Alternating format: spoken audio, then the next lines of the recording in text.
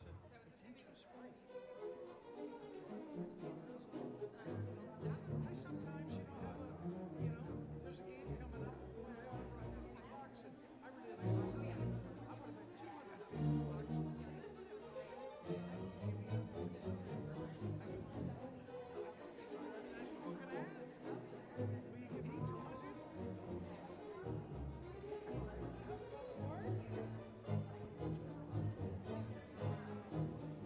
Or?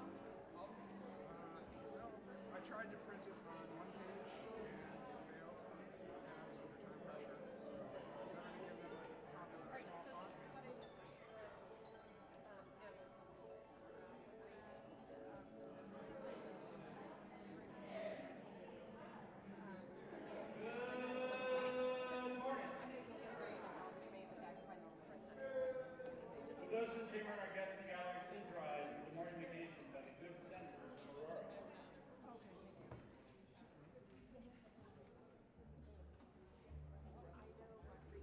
Good morning, Mr. President, colleagues. Please join me. Dear Lord, we thank you for this day. We're thankful for your goodness and mercy on this tax day in America. We bring you good news from the state of Colorado. As lawmakers, we delivered a balanced budget to the governor of this great state. Lord, we calculated all the revenue with a keen focus on our responsibility to the people of Colorado. I believe we did the right thing. We looked closely at funding our education system for our learners and students. We addressed public safety, mental health, tourism, and those impacted by crime. We prioritized fire prevention and protect our air, water, and land. We looked at those on the street who found ways to address housing, food insecurity, depression, opioid and substance abuse. Lord, we looked at all those who were vulnerable, and we looked at those who were different, and we tried to make sure that we're building a government that works for all people in justice and fairness. We also looked into our criminal justice system in the Department of Corrections, and we pray that we can do better. Thank you, Lord, for the opportunity to serve you in this chambers with life, breath, and everything else.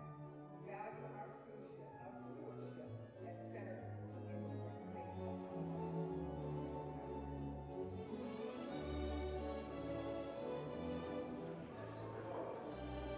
The Senate will come to order. Will the clerk please call the roll? Senators Baisley, Bridges, Buckner, Coleman, Cutter, Danielson, Exum, Fields,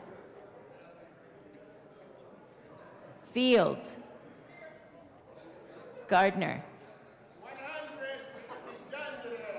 Janal, Gonzalez, Hansen, Hinrichsen,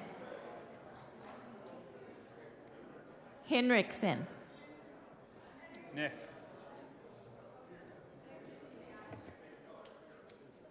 Jaquez Lewis, Kirkmeyer, Kolker, Liston, Lundeen, Marchman, Moreno, Mullica, Pelton B, Pelton R, Priola, Rich, Roberts,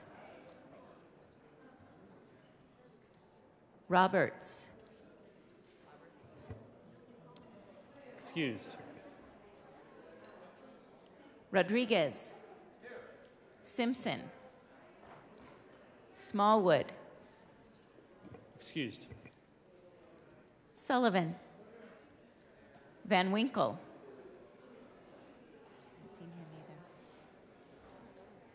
Van Winkle, Excused.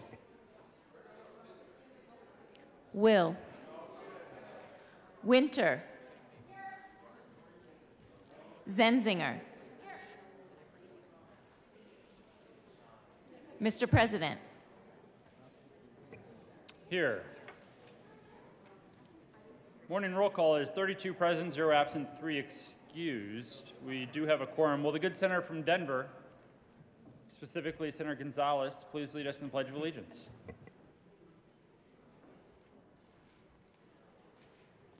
Thank you, Mr. President. Colleagues, please join me in the pledge. I pledge allegiance to the flag of the United States of America and to the republic for which it stands, one nation, under God, indivisible, with liberty and justice for all. Approval of the journal. Senator Marchman. Thank you, Mr. President. I move that the Senate Journal of Monday, April 17, 2023 be approved as corrected by the Secretary. You have heard the motion. All those in favor say aye. Aye. Opposed, no. The ayes have it. That motion is adopted. Senate Services. April 18, 2023, correctly printed Senate Bills 285 and 286, correctly engrossed Senate Bills 145, 211, 260, 264, and 270, correctly re-engrossed Senate Bills 66, 111, 153, 184, 192, 199, 212, 254, 255, 256, 258, 268, 272, and 273, correctly re-revised House Bills 1196 and House Concurrent Resolution 1002, correctly enrolled Senate Bills 8, 70, 74, 85, 86, 93, 144, 152, 154, 156, 162, 182, and 185. Committee reports.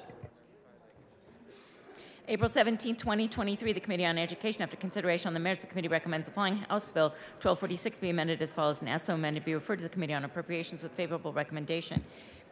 April 18, 2023, the Committee on Appropriations, after consideration on the merits, the committee recommends the following Senate Bill 25 be amended as follows, and as so amended be referred to the Committee of the Whole with favorable recommendation. Senate Bill 56 be amended as follows, and as so amended be referred to the Committee of the Whole with favorable recommendation. Senate Bill 253 be amended as follows, and as so amended be referred to the Committee of the Whole with favorable recommendation. Senate Bill 261 be amended as follows, and as so amended be referred to the Committee of the Whole with favorable recommendations.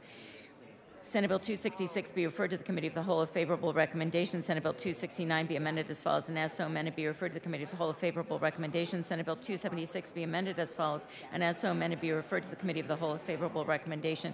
House Bill 1002 be amended as follows, and as so amended be referred to the Committee of the Whole of favorable recommendation.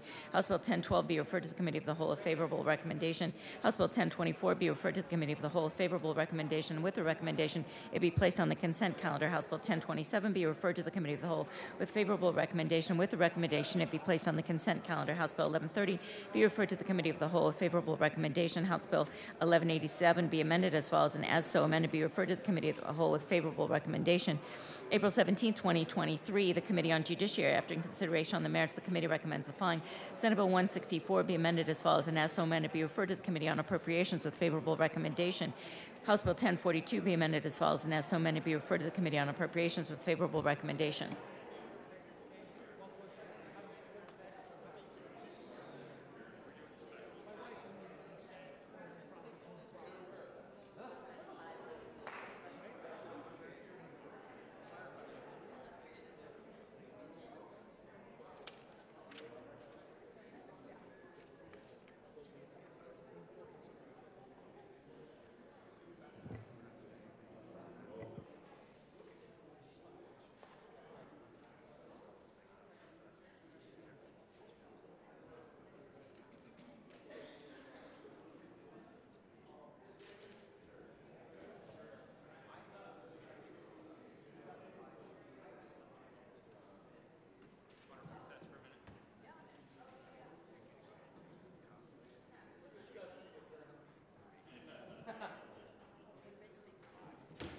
I'll just make an announcement about the special orders at the top. Majority Leader Moreno. Thank you, Mr. President. Colleagues, we're about to proceed into the business of the calendar for the day. You will see Senate Bill 195 at the top of the calendar. That will be made part of a special orders calendar later today. So we will not be taking that up, and we'll move into third reading. Third reading of bills, final passage. Will the clerk please read the title to Senate Bill 264? Senate Bill 264, Senators Rodriguez and Garner, Representative Lynch, concerning the ability of certain alcohol beverage license holders to participate in festivals for alcohol beverage retail activity. Senator Gardner. Thank you, Mr. President.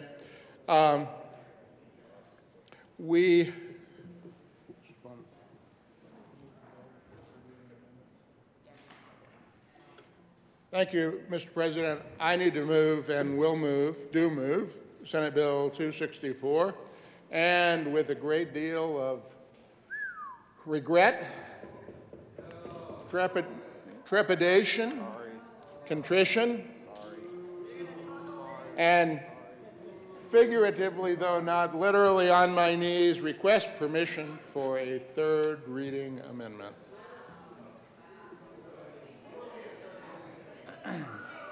Senator Gardner, will you please explain the need for such an amendment? Thank you. And thank you, Mr. President, I will. And if people are favorably disposed to granting permission, then I'll be very short. There is this issue, this is the wine festival bill and the request, and the Department of Revenue, oh my goodness. The Department of Revenue wanted to ensure that it was going to pay its way. This clarifies that the $50 fee is per festival, not $50 annually, and therefore we ask permission. I'm sure it's controversial to grant permission. Senator Gonzalez. Thank you, Mr. President. If the good senator from South Denver acts out the Simple Country Lawyers' requests from here on out from the well for the rest of session, because that was quite entertaining, then I will grant permission. Thank you, Mr. President. Senator Will. Thank you, Mr. President. We could be done.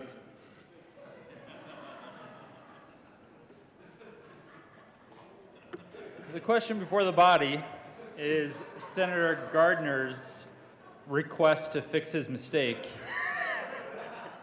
For permission to offer a third reading amendment, all those in favor say aye. Aye. Opposed, no. Unfortunately, the ayes have it, and permission is granted. Will the clerk please read amendment? Oh, we gotta hand out the amendment. It would be good if we let it go to the...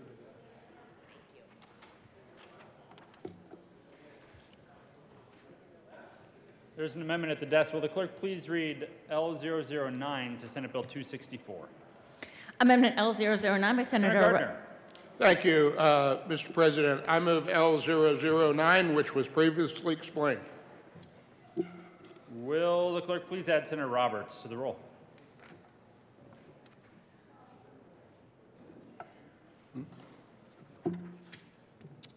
Is there any discussion? Seeing none, the motion is for the adoption of L009 to Senate Bill 264. Are there any no votes? With a vote of 33 ayes, 0 noes, 0 absent, 2 excused, L009 is adopted. To the bill, Senator Rodriguez. Thank you, Mr. President. I move Senate Bill 264 as amended on third reading and final passage. Is there any discussion? Seeing Thank you. Enjoy your drinks at the festival. The motion is for the passage of Senate Bill 264. Are there any no votes? Senators Priola.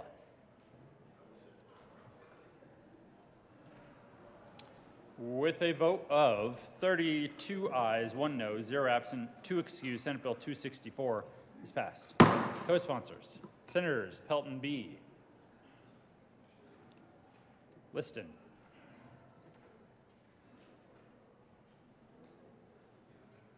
Will the clerk please read the title to Senate Bill 260? Senate Bill 260, Senators Mullica and Winter, Representative Lindsay, concerning access to publicly funded vaccines. Senator Mullica. Thank you, Mr. President. I move Senate Bill 260 on third reading and final passage. Is there any discussion? Seeing none, the motion is the passage of Senate Bill 260. Are there any no votes? Senators Baisley, Rich, Pelton B., Pelton R., Gardner, Minority Leader Lundeen, Kirkmeyer, Liston. With a vote of 25 ayes, 8 noes, 0 absent, 2 excused, Senate Bill 260 is passed. Co-sponsors, Senators Henriksen, Cutter, Buckner, Priola, Danielson, Sullivan, Bridges, Marchman, Janal, Zenzinger, Kolker, Majority Leader Moreno, Hansen, Exum, Gonzalez. Please add the president. Will the clerk please read the title to Senate Bill 211?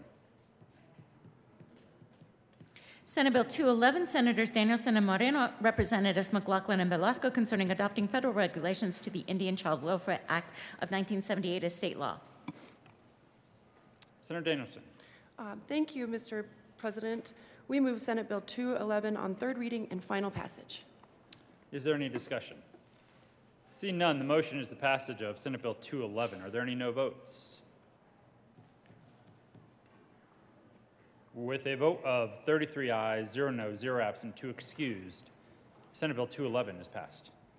Co-sponsors, Senators Cutter, Janal, Colker, Sullivan, Winter, Buckner, Marchman, Priola, Jaquez Lewis, Gonzalez, Coleman, Exum, Mullica, Roberts, Simpson, Baisley, Will. Please add the president. Will the clerk please read the title to Senate Bill 145? Senate Bill 145, Senators Danielson and Cutter, Representatives Story and Tatone, concerning the creation of a special license plate to commemorate the Stegosaurus as the Colorado state fossil and in connection therewith making an appropriation. Senator Cutter. Thank you, Mr. President. I'd move Senate Bill 145 on third reading and final passage.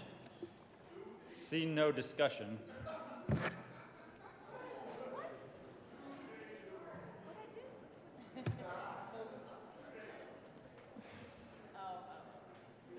It's hard to be done early when we talk for a long time about license plate bills. Senator Gardner. Third reading, Mr. President. Senator Gardner. Thank you, Mr. President. Regrettably, I was not in the chamber on second reading where we could have delved deeply into why the Stegosaurus should be honored with a special license plate in Colorado. And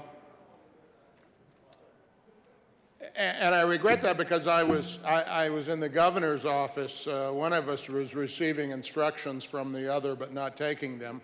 The Stegosaurus is they were a large, heavy-built, herbivorous quadruped with rounded backs and short forelimbs, long hind limbs, and tails held high in the air.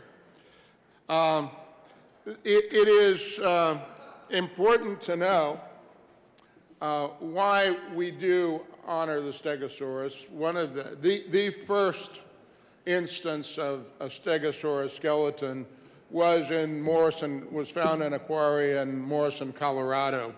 So if you're going to honor a dinosaur in Colorado, this is the dinosaur to honor, but I'm not sure we ought to have license plates for dinosaurs, and so I'll be a no vote. But Stegosaurus is a wonderful dinosaur, and I'll spare you the rest, Mr. President. Will the clerk please add Senator Van Winkle to the roll? Senator Danielson. Thank you, Mr. President. No, I just wanted to say quickly that we do have a special guest in the chamber to watch the past. Is there a Stegosaurus here?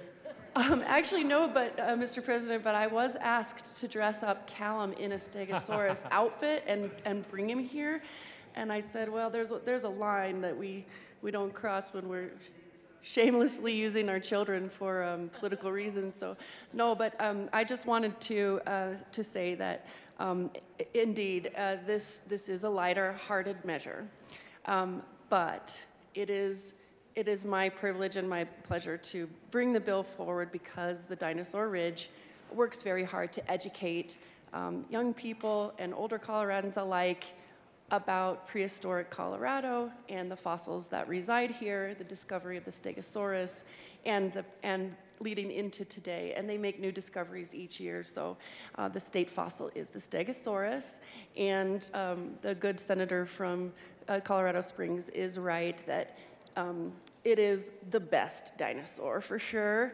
And so, you know, we've enjoyed running this bill forward, but it does serve an important purpose. They worked very hard to gather the signatures. The community is in support, and I will say it has been a source of happiness inside the building these last many weeks, and I'm grateful for that too, because sometimes our work gets very heavy And so to be able to do this for an important member of our Jefferson County community, as well as the residents across the state, old and young alike, I will say the children that I discuss this with are very excited about the dinosaur license plate. But it is a really important measure for these folks, and I'm grateful for the opportunity to have worked with them. And I really do appreciate your time on this measure, and I urge an aye vote. Thank you. Seeing no further discussion, the motion is the adoption of Senate Bill 145. Are there any no votes? Senators Will, Rich, Gardner, Minority Leader Lundin, Liston, Pelton B, Pelton R.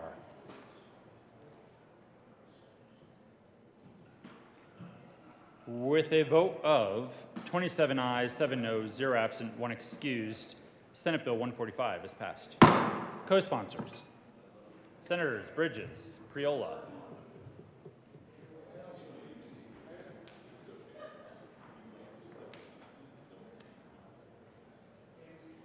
will the clerk please read the title to Senate Bill 270?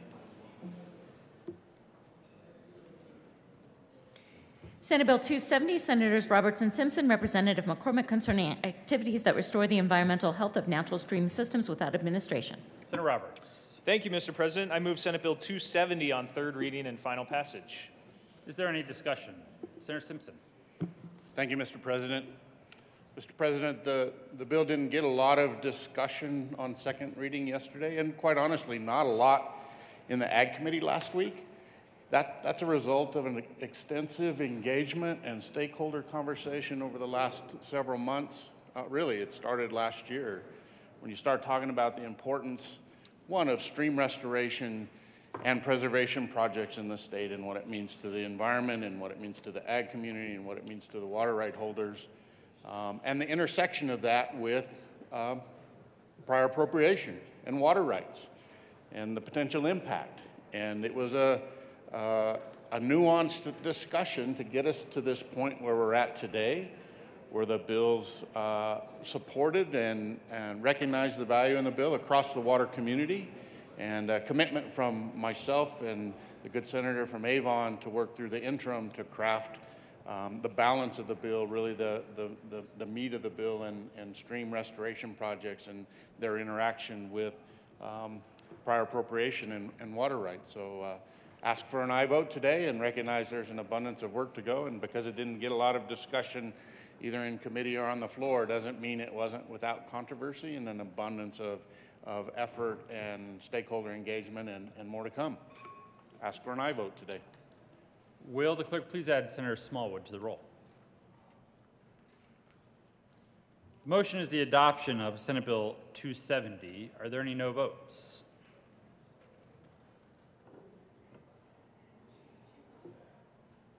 With a vote of 35 ayes, 0 noes, 0 absent, 0 excused, Senate Bill 270 is passed.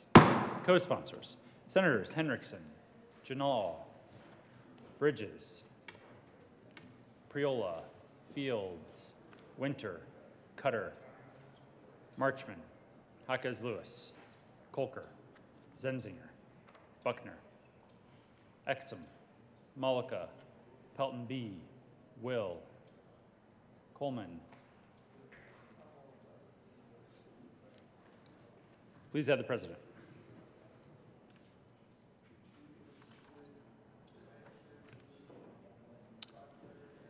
Majority Leader Moreno. Thank you, Mr. President. I move that the Senate proceed out of order for moments of personal privilege by the senators from Pueblo and Wheat Ridge. Senator, sorry.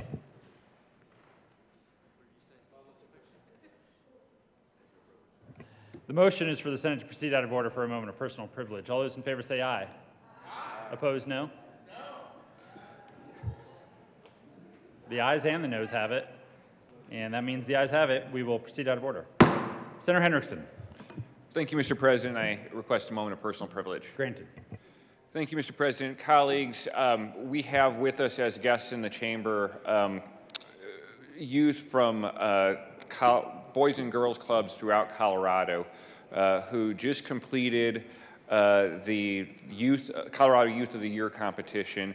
These are exceptional individuals who are all being recognized merely by their nomination for their extraordinary efforts in volunteer service to their communities. So please give them a warm welcome. And now they're here to watch their government in action. So.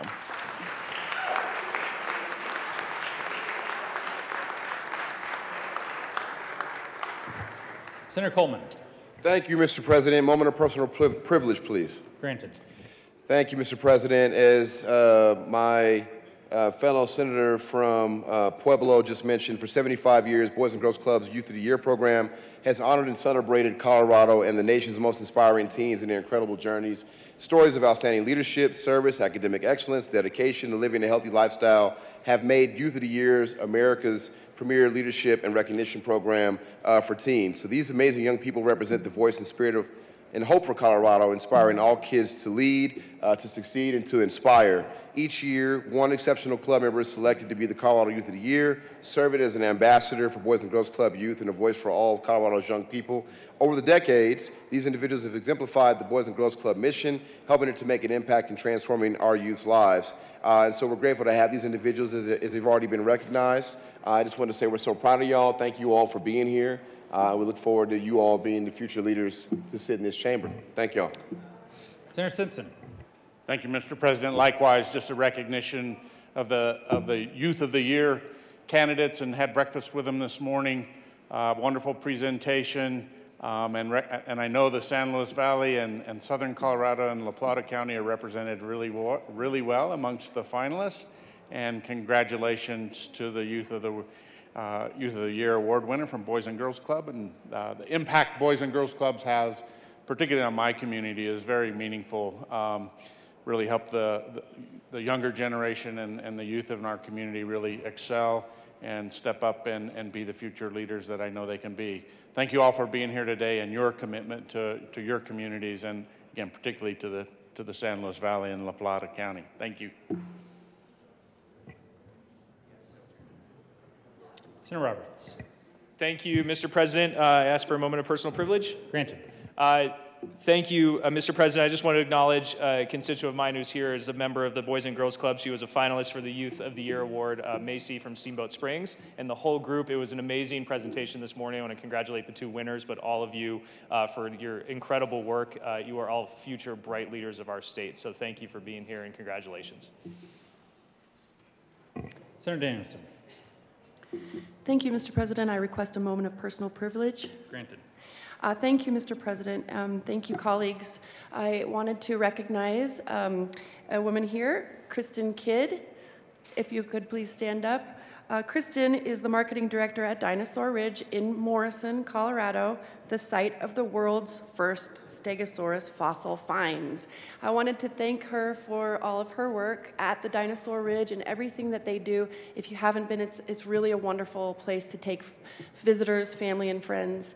And thank you for all you do, and also thank you for everything you've done to help us create this beautiful new license plate to bring awareness to the Colorado State Fossil and this prehistoric world in general. So thank you very much.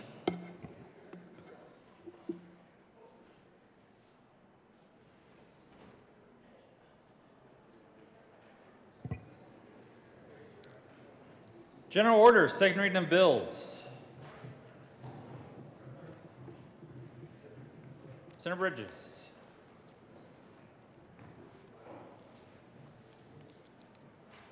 Thank you, Mr. President. I move the Senate resolve itself in the Committee of the Whole for consideration of general orders, second reading of bills. You have heard the motion. All those in favor say aye. Aye.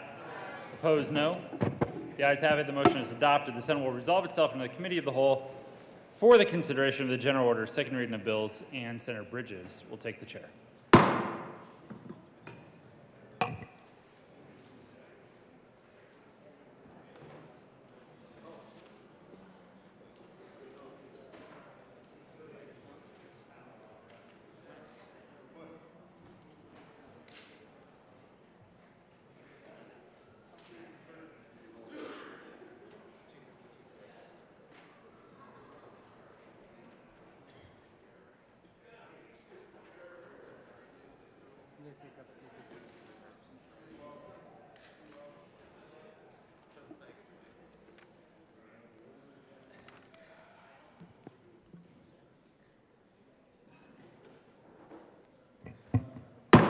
The committee will come to order, and the code rule is relaxed for everyone that I have the authority to relax it for. Mr. Majority Leader. Thank you, Mr. Chair. I move that the committee proceed out of order for the consideration of Senate Bill 252. The motion is to proceed out of order for the consideration of Senate Bill 252. All those in favor say aye. Opposed, no. Ayes have it. We will proceed out of order for 252. Senator Gonzalez. Thank you, Mr. Chair. We move Senate Bill 252 on second reading and the Health and Human Services report. To the Health and Human Services report, is there any discussion? Oh, that's right. I'm sorry. We got to have the bill read first. Will the clerk please read Senate Bill 252? Senate Bill 252, Senators Van Winkle and Gonzalez, Representatives Doherty and Hartzog, concerning hospital medical price transparency. There we go. Apologies, Senator Gonzalez. Back to you. Thank you, Mr. Chair. In the Health and Human Services Committee, we made a number of amendments in response to feedback that we'd received about the policy, and I ask for an aye vote on the report. Is there any further discussion? Seeing none, the question before us is the adoption of the report. All those in favor say aye. Aye. Opposed, no. Ayes have it. The report is adopted. To the bill, Senator Gonzalez. Oh, there is an amendment at the desk. Will the clerk please read L003? Amendment L003. Senator Gonzalez. Thank you, Mr. Chair. I move L003 to 252. To the amendment. Thank you, Mr. Chair. It is a technical amendment and changes a grammatical, inserts an and. And?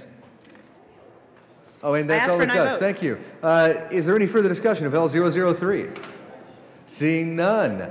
All those in favor, please say aye. Aye. Opposed, no. Ayes have it, and L003 is adopted. To the bill. Any further discussion? Seeing none, the question before us is the adoption of Senate Bill 252. All those in favor say aye. Opposed, no. Ayes have it, Senate Bill 252 is adopted. Mr. Majority Leader.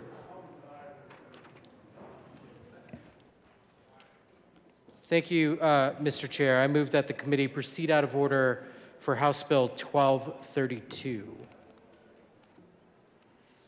The motion is to proceed out of order for the consideration of House Bill 1232. All those in favor say aye. Opposed, no. Ayes have it, and that bill is up next. Will the clerk please read the title to House Bill 1232? House Bill 1232, Representatives McCluskey and Judah, Senator Roberts, concerning clarification of the scope of the authority of the Division of Housing to spend money for certain types of grants. Senator Roberts. Thank you, Mr. Chair. I move House Bill 1232, and I don't believe there are committee reports. To the bill. Any discussion? Mr. Chair, I do have. Oh, there's an amendment coming to the desk.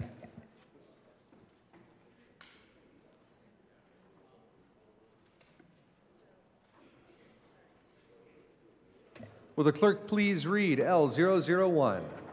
Amendment L001 by Senator Roberts. Senator amendment Roberts. Thank you, Mr. Chair. I move L001. To the amendment? This amendment changes one date from June 30th, 2025 to June 30th, 2023.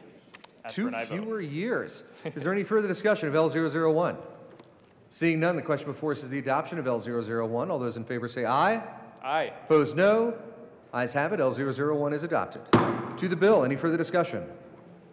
Seeing none, the question before us is the adoption of House Bill 1232. All those in favor say aye. Aye. Opposed, no. Ayes have it. That bill is adopted. Mr. Majority Leader. Thank you, Mr. Chair. I request a Senatorial 5. Senatorial 5 is granted.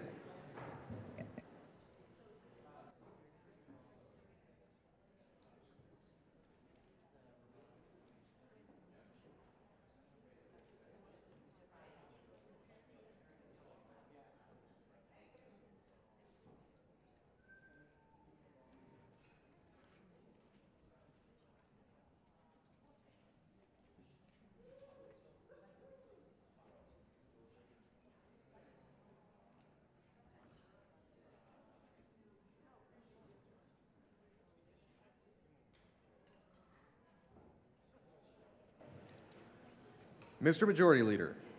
Thank you, Mr. Chair. I move the committee proceed out of order for consideration of House Bill 1186. The motion is proceed out of order for consideration of House Bill 1186. All those in favor say aye. Opposed, no. Ayes have it, and we will proceed out of order for House Bill 1186. Will the clerk please read the title to House Bill 1186? House Bill 1186, Representatives Lindsay and Judah, Senators Exum and Hawkins Lewis, concerning remote participation in a residential eviction filed in a county court and in connection therewith making an appropriation. Senator Hawkins Lewis. Thank you, Mr. Chair. I move House Bill 1186 and the corresponding committee report. There are no committee reports to the bill. Is there any discussion? Seeing none, the question before us is the adoption of House Bill 1186. All those in favor say aye. Aye. Opposed, no.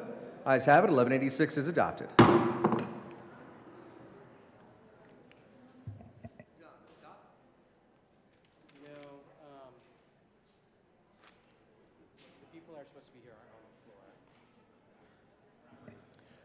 Mr. Majority Leader. Thank you, Mr. Chair. I request Senatorial 5. Senatorial 5 is granted.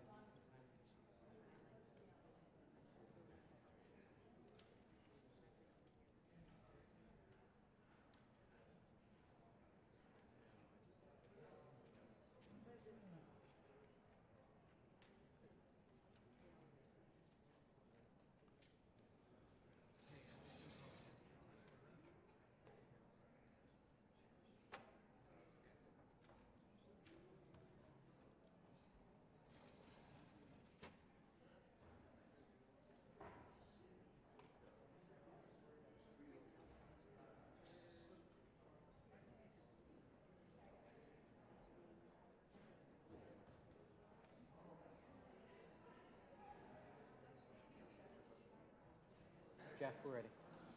Sorry about that. Mr. Majority Leader. Thank you, Mr. Chair. I move to proceed out of order for consideration of House Bill 1068.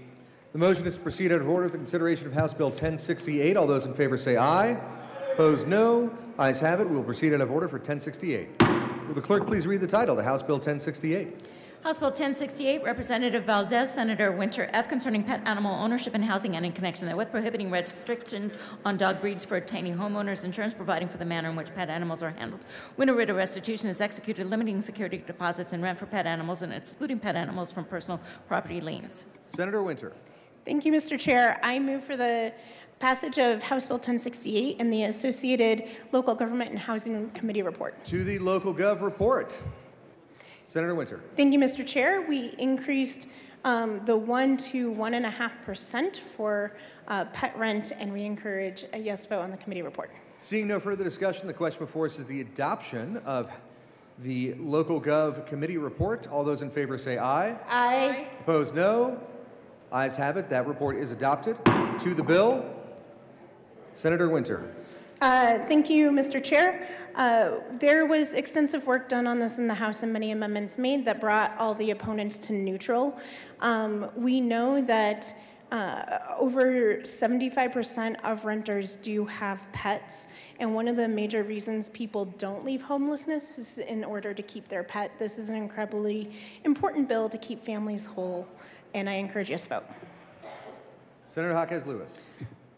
Thank you, Mr. Chair. Just want to commend my colleague for all the hard work and mention that so many of these pets are being turned into rescues, and there's no need for that. So we're hoping this bill will help contribute to happy families all the way around, and a big thank you to CASO, who helped with the bill.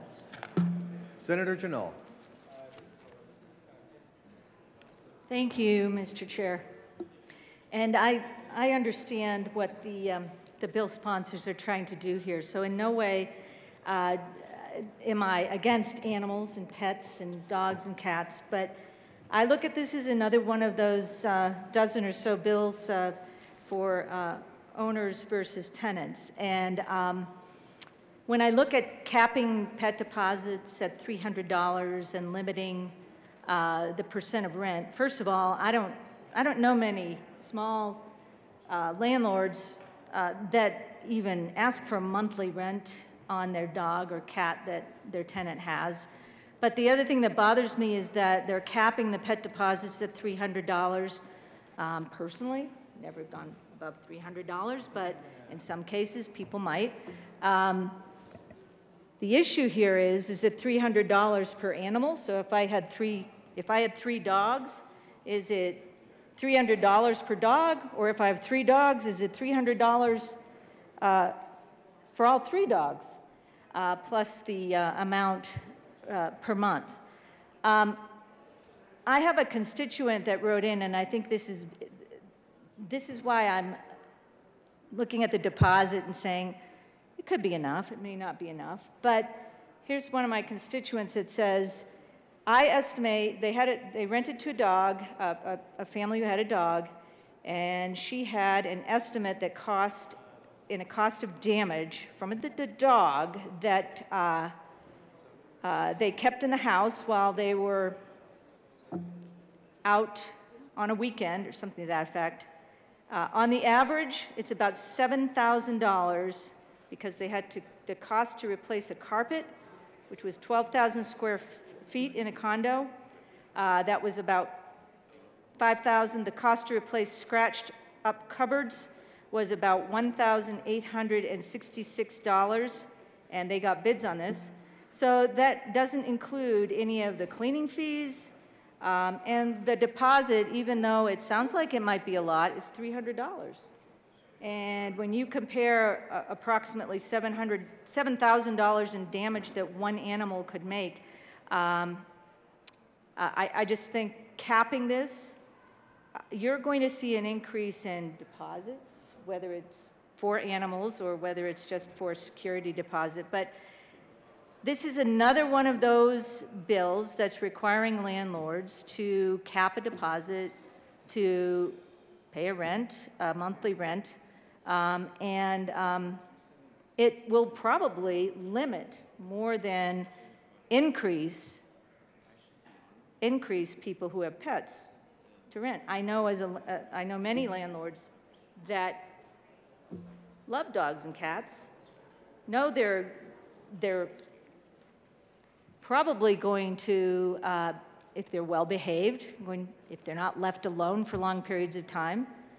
But I just look at this bill as another one of those that is going to increase the cost of and the affordability of rental housing, and also decrease the amount of owners that are going to accept pets.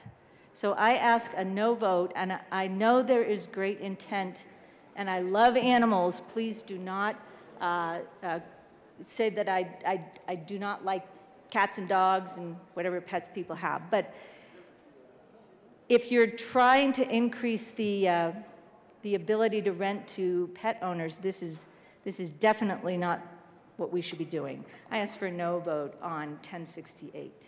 Senator Jaquez Lewis. Thank you, Mr. Chair. We did increase the amount to 1.5%, and the 300 is per animal. Thank you. Senator Rich.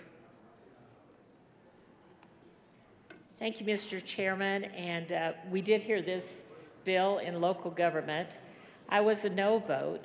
And don't misunderstand, I think dogs and cats are great in the right environment, but this bill seems to impose restrictions on private property rights.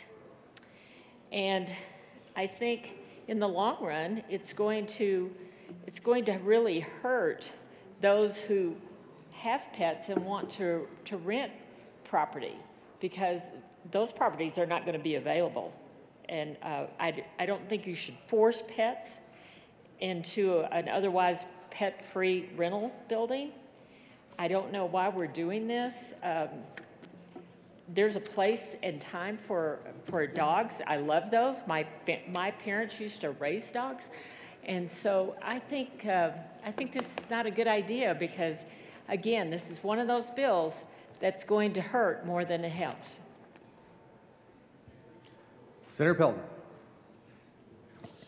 Thank you, Mr. Chair. I rise in opposition to this bill. It was one of the things that we talked about in the committee, in the Local Government and Housing Committee, was how this could be detrimental to finding housing and how it would hurt landlords and putting those restrictions on private property rights. I know that I have several people that I know that rent out and their deposit is at $500 for animals because they have to use that money to be able to clean carpets and that sort of thing afterwards, after the animals are in there. And there's just a different degree.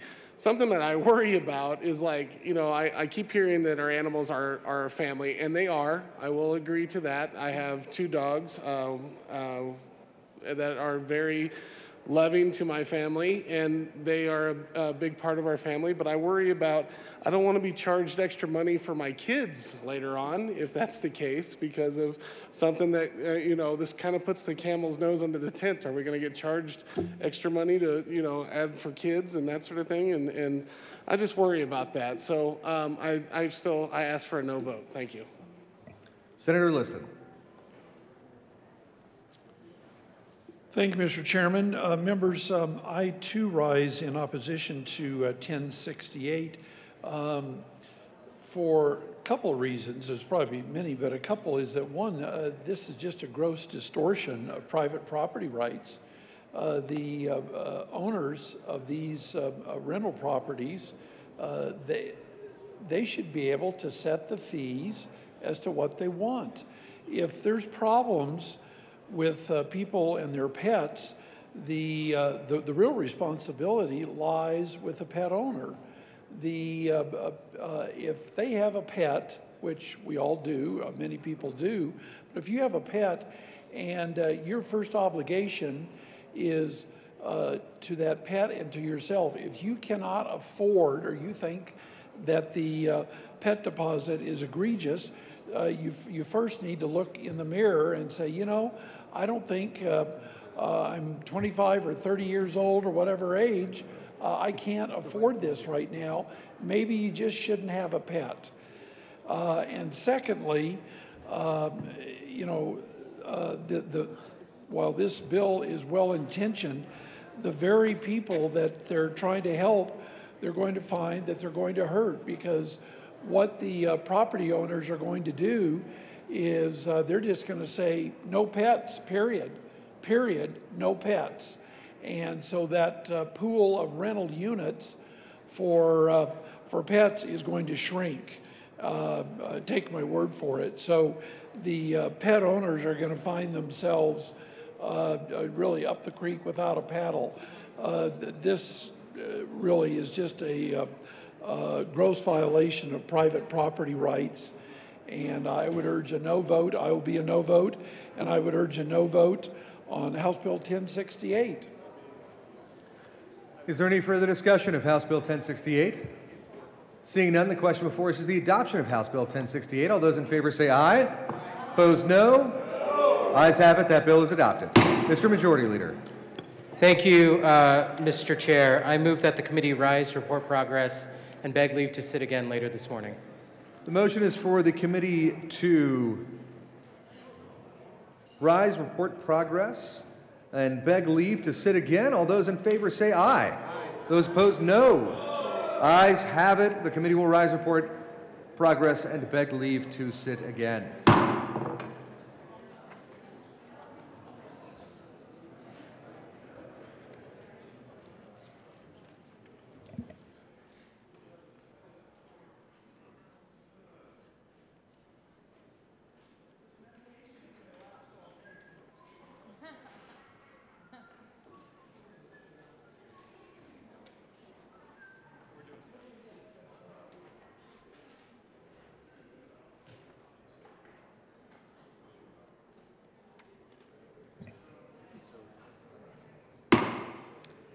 The Senate will come to order.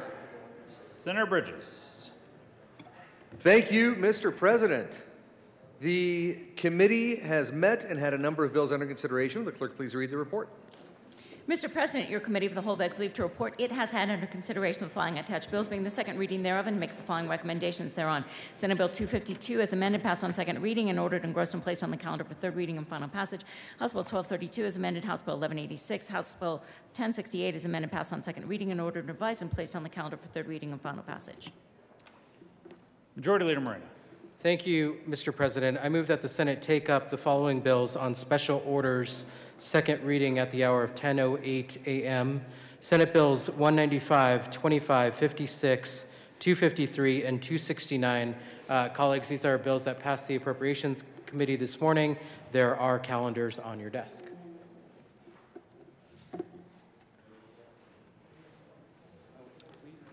The motion is that the Senate take up Senate Bills 195, 25, 56, 253, and 269 on special orders at the hour of 10:07 a.m. This does require a 2/3 vote. All those in favor say aye. Aye. Opposed, no. The ayes have it. That motion is adopted. The Senate will take up those bills mentioned on special orders at the hour of 10:07 a.m. Special orders, second reading of bills. Senator Bridges. Thank you, Mr. President. I move the committee resolve itself to I move the Senate resolve itself to the committee of the whole for the consideration of special orders, second reading of bills. You have heard the motion. All those in favor say aye. Aye. Opposed, no. The ayes have it, and the motion is adopted. The Senate will resolve itself into the committee of the whole for the consideration of the special orders, second reading of bills, and Senator Bridges will take the chair. I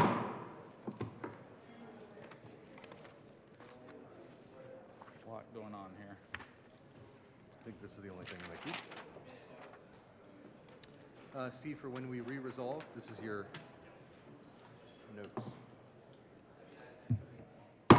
The committee will come to order and the code rule is relaxed. Will the clerk please read the title to Senate Bill 195? Senate Bill 195, Senators Winter F. and Will, Representatives Judah and Pugliese, concerning the calculation of contributions toward an insured's required cost sharing under a health coverage plan. Senator Winter. Thank you, Mr. Chair. I move for the passage of Senate Bill 195 along with the Health and Human Services Committee report. To the committee report, is there any discussion?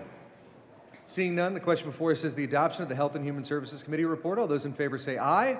Aye. Opposed, no. Ayes have it. That report is adopted. To the bill, is there any discussion? Senator Will. Thank you, Mr. Chair. This is a good bill to help with calculating out-of-pocket costs. Many patients rely on third-party financial assistance to pay for their high-cost medications. There's a myth out there that copay assistance programs drive patients towards higher-cost drugs. Actually, a little over 99% of patients enrolled in copay assistance programs take medication that have no generic equivalent available to them. So it isn't that it's driving them towards higher costs. It's that those generics aren't available. So why support this? Ensures payments made on behalf of a covered person are counted in the calculation of the covered person's contributions toward cost-sharing requirements.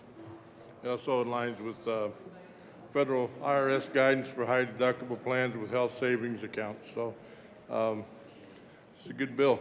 Vote yes. Thank you, Senator. And for an alternative perspective, Senator Smallwood.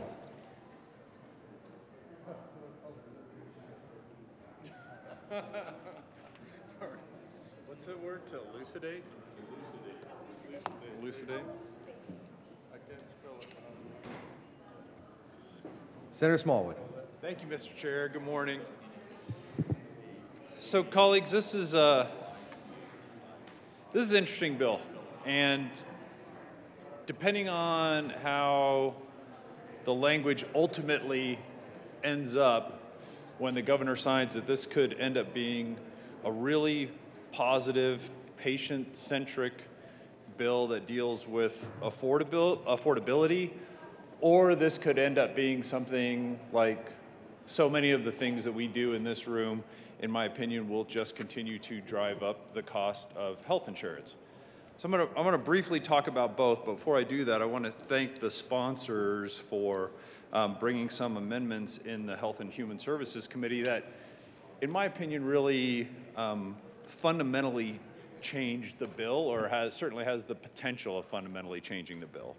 So the bill, as introduced, basically said that an insurance company or a pharmacy benefit manager is more or less prohibited from putting a program in place that does not allow refunds, rebates, whatever mechanism is used, gift cards, cost reductions that benefit the patient, does not allow that to be used to offset a patient's deductible or out-of-pocket maximum, which from a patient perspective is, I think, inarguably good, right? There's hardly a patient, I think, in the country that would think that if an insurance company, or excuse me, a pharmaceutical manufacturer was to give them money back for buying drugs and have that money apply towards their deductible or their out-of-pocket maximum, I think we'd be hard-pressed to find any patient in America that would say that's anything other than spectacular, right? So think about it this way. The best analogy that I can draw, and it is certainly imperfect, would be the world of car insurance, right? Auto insurance. I would guess that many of you in this room purchase auto insurance. And those of you who do probably know that if you select a low deductible for your car insurance, $50, $100, your premiums that you pay to the auto insurance company are much higher than if you were to elect a high deductible, $1,500, $2,500, right? Because the insurance company knows that if something happens to your car, you, as the insured, are going to be out more money, meaning that the insurance company is going to be out less money. And that same principle applies for health insurance or medical insurance. When an insurance company prices an insurance product, they assume that the patients that have higher deductibles should be rewarded with lower premiums than a patient who has a really low deductible, right? It's just actuarial science. Actually, it's easier than that. It's basically just arithmetic more than anything else. So I had a real concern with the introduced bill that more or less said that a manufacturer could step in and basically screw up the arithmetic with that. The insurance companies priced a product assuming a certain level of patient behavior and out-of-pocket costs, and then a manufacturer sort of swoops in and refunds all of that money back to the patient, meaning that the mathematics of this no longer work. So the analogy in car insurance for this example would be, imagine that you have 2 repair facilities for your car.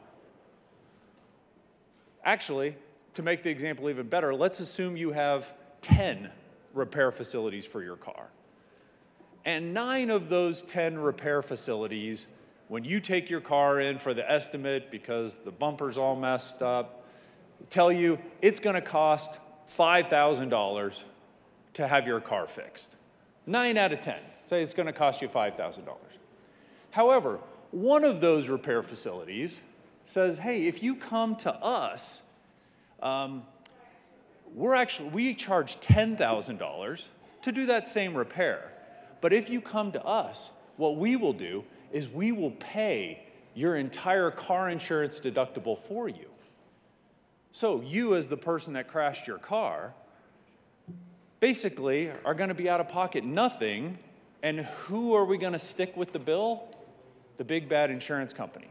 We're going to charge them a lot more in order for you, the person who needs their car fixed, to pay a whole lot less. Now, I will ask you, is there anybody in the room, given that choice of getting your car fixed for free, knowing that the insurance company is going to pay a lot more, or having to pay your, let's say, $1,000 car insurance deductible, is there anybody in this room, honestly, after a lot of introspection, could say, you know what, for the good of society, I'm going to go ahead and pay my car insurance deductible so that the insurance company, the insurance industry, everybody who's insured is going to pay a little bit less. Quick show of hands, how many of you would do that? Because I don't know that I would. So for the citizens of Colorado, we see 0 hands in the air. So most people are at least sane, at least we would think, right? Because that seems like a sane decision to make. So I think, and this is not an area that I have a lot of expertise in, I think my auto repair example that I just gave you is insurance fraud. We need somebody, maybe the drafters would know this. Maybe this is a question that we ask for before thirds. I think for an auto insurance company to do this is insurance fraud. It certainly barks and quacks like insurance fraud. Yet when we apply virtually the same example to medical insurance, we are all of a sudden now drifting towards, well, but this is good for the patient, therefore it's something that we should pass. Whereas when we're using the same example to go get your car fixed, I think all of us are thinking to ourselves, is this legal? Because it certainly doesn't sound legal. So that's the issue that I had with the introduced bill, is what I see is drug manufacturers perhaps inserting themselves into an actuarial formula that kind of throws the system off kilter, number one. And secondly, when we're dealing with kind of sticking it to the insurance company, I was really worried that we would be kind of sticking it to self-insured employers in our state. You know, a lot of employers self-insure or self-fund their medical insurance policy, so it's not really the big bad insurance companies that are the ones getting hit with these unnecessarily higher charges. In a lot of cases, it would be the employer. So that's why, again, I want to commend the bill sponsors to making some of these changes that tightened the language of the bill up a lot. I'll give you one other example. And I don't know if I've mentioned this to anybody or not, but this is kind of the world that I live in the other 8 months out of the year. I mean, I'm not a pharmacist, but I do a little bit of dabbling in the employee benefits business. And the examples that I've seen personally would be that a drug manufacturer might step in to tell the patient, hey, medication A, prescription A, is a lot more expensive than prescription B. But, Mrs. Patient, Ms. Patient, Mr. Patient, if you go ahead and continue to take our much more expensive prescription medication, even if there is either a generic equivalent or, and this, if you take nothing else away from what I say today, take this with you. Not just a generic equivalent, but in some cases, a much less expensive, potentially brand name therapeutic alternative. Okay? Not necessarily the same drug, so all the statistics that you'll hear about generics and all of that, and I think there's somebody in the body who's a pharmacist who'll be able to back me up on this, is that very often we're not dealing in generic equivalents as often as we are therapeutic alternatives that scientifically do the same thing. And I'm not going to take you down that rabbit hole, but think about it this way. In the old days when we had a lot of different allergy medications, that none of which were over the counter back then. There were ads all day, every day about Claritin and Zyrtec and 2 or 3 others. These were not the same chemical compounds. These were not generic equivalents of each other or even equivalents of each other at all. But these were therapeutic alternatives, meaning it didn't matter whether you're taking Claritin or Zyrtec, each of those medications does what? Relieves seasonal allergy symptoms. That's what those medications did. So back to my example of if you have prescription drug A and prescription drug B, and A is way more expensive than B, and let's say B is not a generic, it's simply a therapeutic alternative, and a manufacturer steps in to say, patient, if you take drug A, what we will do is we will pay all of the costs for you. Just like that car insurance example, how many patients are going to turn that down? I would argue very few, at least very few who care about their money. So the bill sponsors, and again, thanks to them, they did add some language in here that we now, the program that we're talking about now does not apply would apply, this bill would apply, only if the prescription drug does not have a generic equivalent. But what I'm hoping to see at some point is to have that language expanded a little to not only include generic equivalents, but also therapeutic alternatives. In some cases, colleagues, much less expensive therapeutic alternatives. Because otherwise, to me, the whole thing seems a little bit like we're gaming the system, like the car repair example.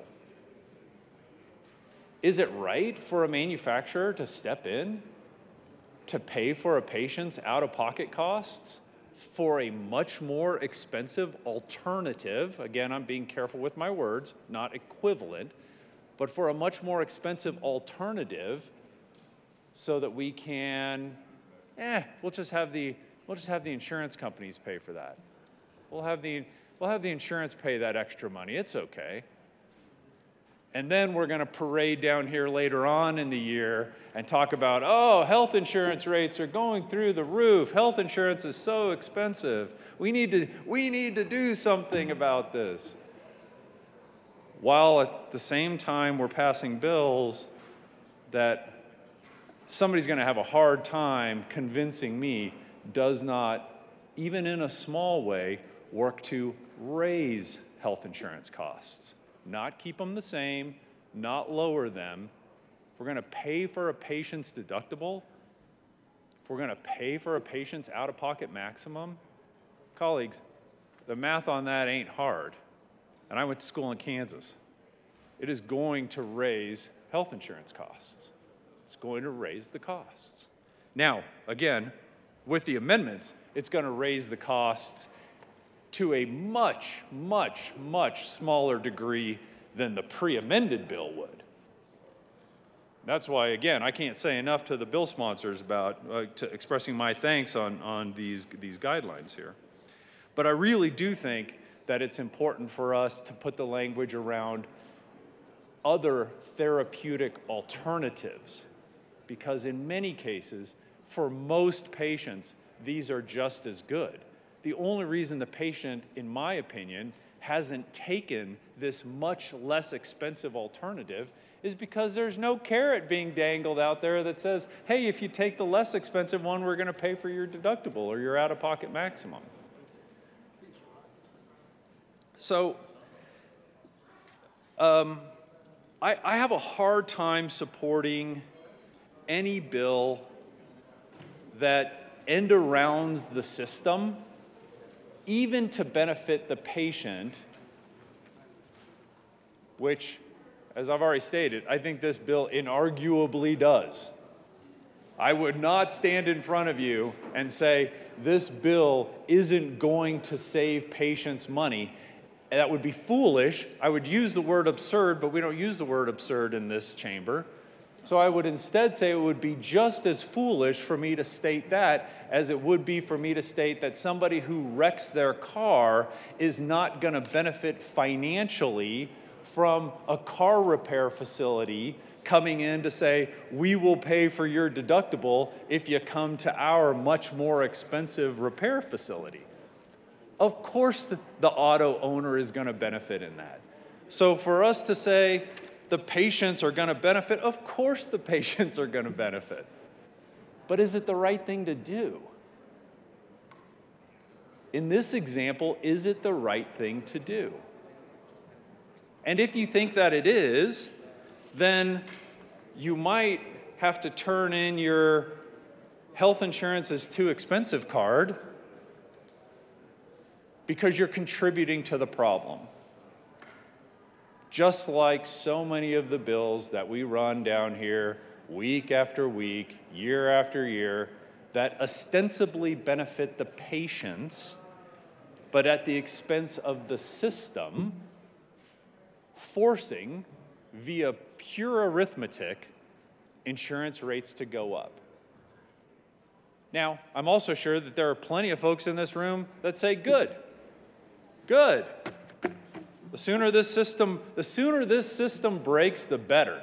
The sooner this antiquated, capitalistic health insurance system that we have, the sooner it breaks, the better. And we can move on to fulfilling the governor's promise of creating and implementing a multi-state, single-payer health insurance system. Because I don't know our governor. I think I've only met the gentleman once, but a couple of things that I'm pretty confident of is A, he's way, way, way smarter than me, number one, and B, generally speaking, he keeps his campaign promises. So when the governor campaigns on the creation of a multi-state, single-payer health insurance system, and we run bills like Senate Bill 195 that continue that down the path of, in my opinion, purposefully contributing to the destruction of our current health insurance system, I think one has to ask themselves, is this really just part of the plan? Is this really just part of the plan to have this system break? And again, I'm not trying to be hyperbolic and saying Senate Bill 195 in and of itself is going to be the reason why private health insurance doesn't exist in the state of Colorado anymore. No, absolutely not. That's not at all what I'm trying to say.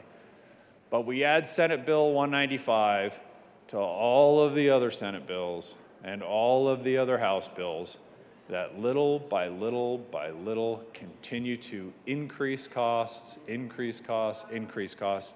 Well, guess what? At some point, even the most rabid, fiscally conservative, free market type is going to throw up their hands and say, you know what? You're right. Private market can't handle this anymore. It's probably time for the government to step in and make sure things are done in the way the governor's promised via a multi-state single-payer system. So with that, would encourage your no vote on Senate Bill 195. Thank you, Mr. Chair. Senator Winter. Thank you, Mr. Chair. As the good senator from Douglas County said, this inarguably benefits patients. And that's what I am here doing. Also, 16 other states have passed similar laws. They've not seen their health insurance premiums skyrocket. What we are doing is saying, okay, insurance companies, you get to charge the money you charge, and if I am lucky enough as a patient to get it from somewhere else, that counts towards me. And this bill is about patients all over the state, not just about me. But my out-of-pocket deductible is $8,000. I spend that in 6 weeks, every year. Every year I will pay $8,000 as long as I'm here. That therapeutic alternative my insurance company tried to force me into, only 60% as effective as what I'm on. So don't tell me as a patient to look in my children's eyes and say, oh, I'm sorry, there's a therapeutic alternative, but it's only 60% as effective. So that means your mom might not be here. And then when I'm spending $8,000 in 6 weeks every year, and what happens if I can't afford that? What happens if I do a GoFundMe? What happens if the Pulmonary Hypertension Association says, oh, we understand this is really expensive? And yeah, maybe the people that make Flolan, which only 2 pharmacies do in the entire country, says, we're going to help you out. That seems fair to say, oh, you have something that's expensive, we want to make sure you live, and we're going to give money to Faith Winter. And that should count towards your deductible. That's all this bill does. And like I said, 16 other states have done this. It has not increased insurance premiums. This is about fairness for patients that are struggling every single day to pay their bills for life-saving medications. And we can talk all day about therapeutic alternatives and what actually works for patients. And 99.6% of patients that are in a cost-sharing system, whether it's from an association, a foundation, their friends and family, or yes, a pharmacy company, 99.6% don't have an alternative drug. 99.6%. It's not like they're just going in and saying, hi, I want the Cadillac of this drug. It's like, I want to stay alive with this drug I need. That's what we're talking about. So to compare it to a car repair shop, where if there are 10 car repair shops, and I'm choosing the most expensive one because I'm benefiting from that, that's fine. I don't have 10 car repair shops. I don't have 10 pharmacies. I don't have 10 drugs to choose from. I have one. And mine's some of the cheapest that we heard about from the Chronic Care Collaborative, from people that are living day to day with multiple sclerosis and other chronic diseases. That's what we're talking about here. Senator Jaquez Lewis. Thank you, Mr. Chair. Colleagues, I normally don't come down here on other folks' bills unless there's something really important or urgent that I feel like you need to know. And this bill has something in that. There was an amendment that was added, and I really want to commend the senator from Westminster, the senator from Newcastle. They allowed us to work on a very important amendment to this bill and some other amendments too that are going to help patients. The bill really does help patients cut cost on their medications, the high-cost medications, so that's not in doubt. The problem is that it's tied, the cost savings are tied to patient assistance programs, and pharmaceutical manufacturer patient assistance programs are very erratic. They can run out, they can kick you off, they can make you go through hoops to join. This issue is very complex, so I also want to commend my colleagues on Health and Human Services because we all had to stop and really understand this. The amendment that is so important that I want to make a special shout out is an amendment that will require the pharmaceutical manufacturer to keep its commitment to the patients that are on those patient assistance programs. It's one of the first of its kind in the country to put that into statute. I hope others listening in, following healthcare legislation, will do the same. And the reason is because all of this consternation, all of this work that we do every single day of our session about the high cost of prescription drugs is because the manufacturers charge too much for these drugs. We're the only country in the world that doesn't have the ability to negotiate on the majority of drug pricing. Luckily, not luckily, by design, in the new Inflation Reduction Act, Medicare will have the right to negotiate drug prices. That is what should be happening in America so that patients, like the good senator from Westminster, doesn't have to worry about how she's going to pay for her life-saving drugs, and those of us that have family, loved ones who rely on life-saving drugs don't have to worry about how we are going to pay for them. So I commend the sponsors and the committee for adopting this very important amendment, and I hope we can keep doing work like that. So thank you. Senator Smallwood. Thank you, Mr. Chair, and appreciate the comments from the Senator from Boulder, Boulder County, sorry. From Longmont. I think I'd remember that all these years later. This is in Boulder County, isn't it? And just want to kind of tie a bow on this thing here. What you heard from the senator from Westminster, I don't really agree with the details, so I think we're looking at the same study. When we hear 99.6% of drugs with coupons don't have an alternative, if we're looking at the same piece of information, I'll share with you where I think that statistic is coming from, and then I'll give you the rest of the statistics, because it comes from the same article, I think, which is, while copay cards are still being utilized by patients on brand name scripts after LOE, so this is the loss of exclusivity, after LOE, the use is limited and only makes up 0.4% of the total commercial market volume.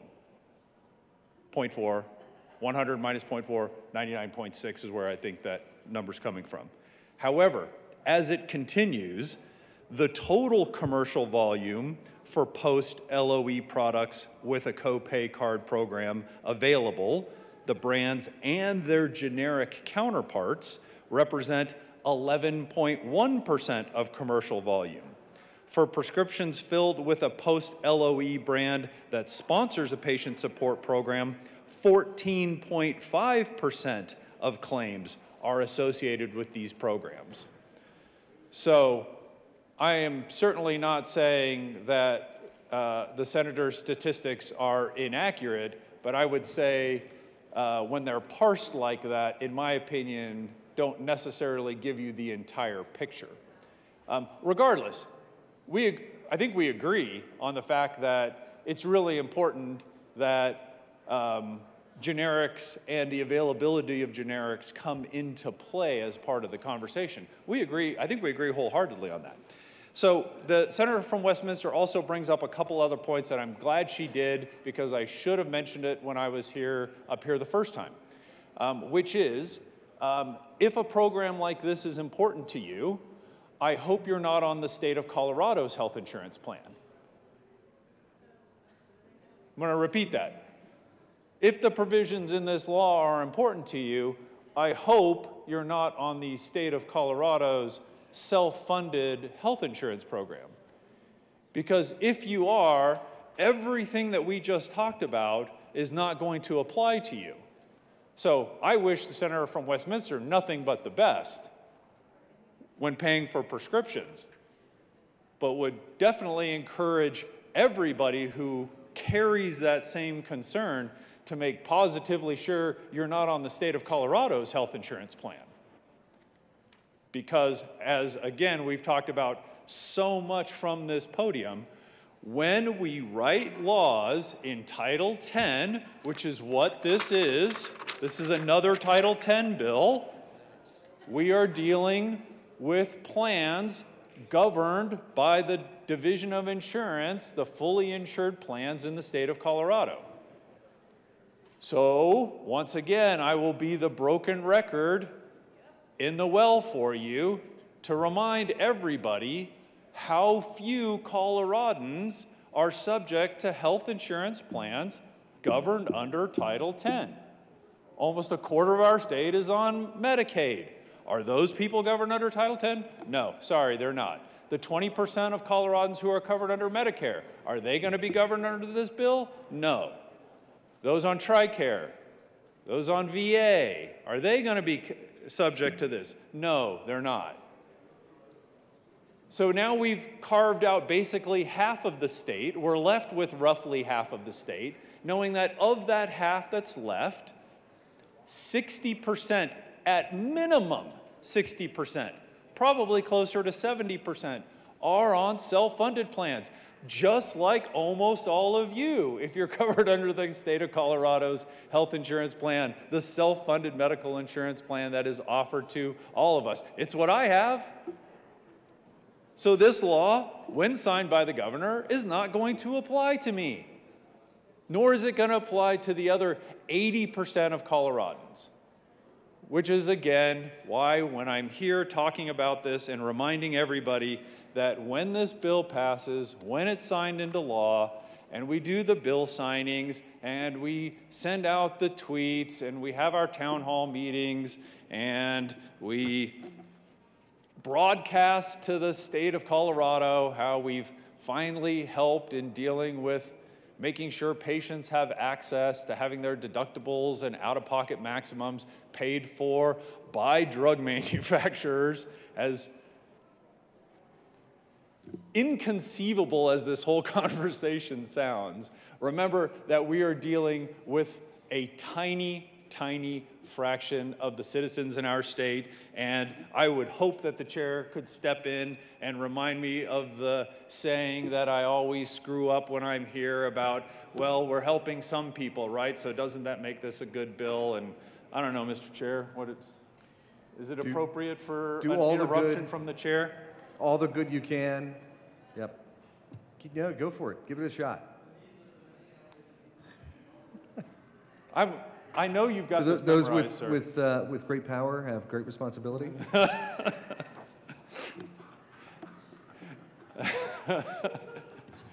I don't think that's it, Mr. Chair. But I think the point is well made. For those of you that want to support this bill, because it does help a handful of people, regardless of whether or not they're doing it in a suspect way, then by all means, vote yes on Senate Bill 195. But no matter how this turns out, please know, this bill could have been disastrous. The bill sponsors worked very hard, in my opinion, to add the proper amendments that now just make it one more small contributing fact. When you hear, oh, in other states this didn't raise health insurance rates. Well, why not? Because it doesn't impact barely anybody. That's right. That's why, which is why I was careful with my statement when I said, is this single-handedly going to cause the implosion of the private healthcare system in Colorado? Of course not. That would be more hyperbolic than what I'm famous for. But it is yet another small step down that path, and for that reason, appreciate the work of the sponsors sincerely, but would encourage a no vote on Senate Bill 195. From John Wesley, do all the good you can by all the means you can and all the ways you can and all the places you can and all the times you can to all the people you can as long as ever you can. Quoted by John Wesley. There we go. Thank you, Mr. Chair. Thank you, Senator Smallwood. Seeing no further discussion, the question before us is the adoption of Senate Bill 195. All those in favor say aye. Aye. Opposed, no. No. Ayes have it, and that bill is adopted. Will the clerk please read the title to Senate Bill 25? Senate Bill 25, Senator Baisley, Representative Burnett and Byrd and Soper, concerning the creation of the In God We Trust license plate. Senator Baisley. Thank you, Mr. Chairman. I move Senate Bill 23-025 and the Appropriations Committee report. To the Appropriations Committee report, is there any discussion? Yes, thank you, Mr. Chairman. The Appropriations Committee appropriated the sufficient funds for creating this license plate. How appropriate. Seeing no further discussion, the question before us is the adoption of the Appropriations Committee report. All those in favor say aye. Aye. Opposed, no.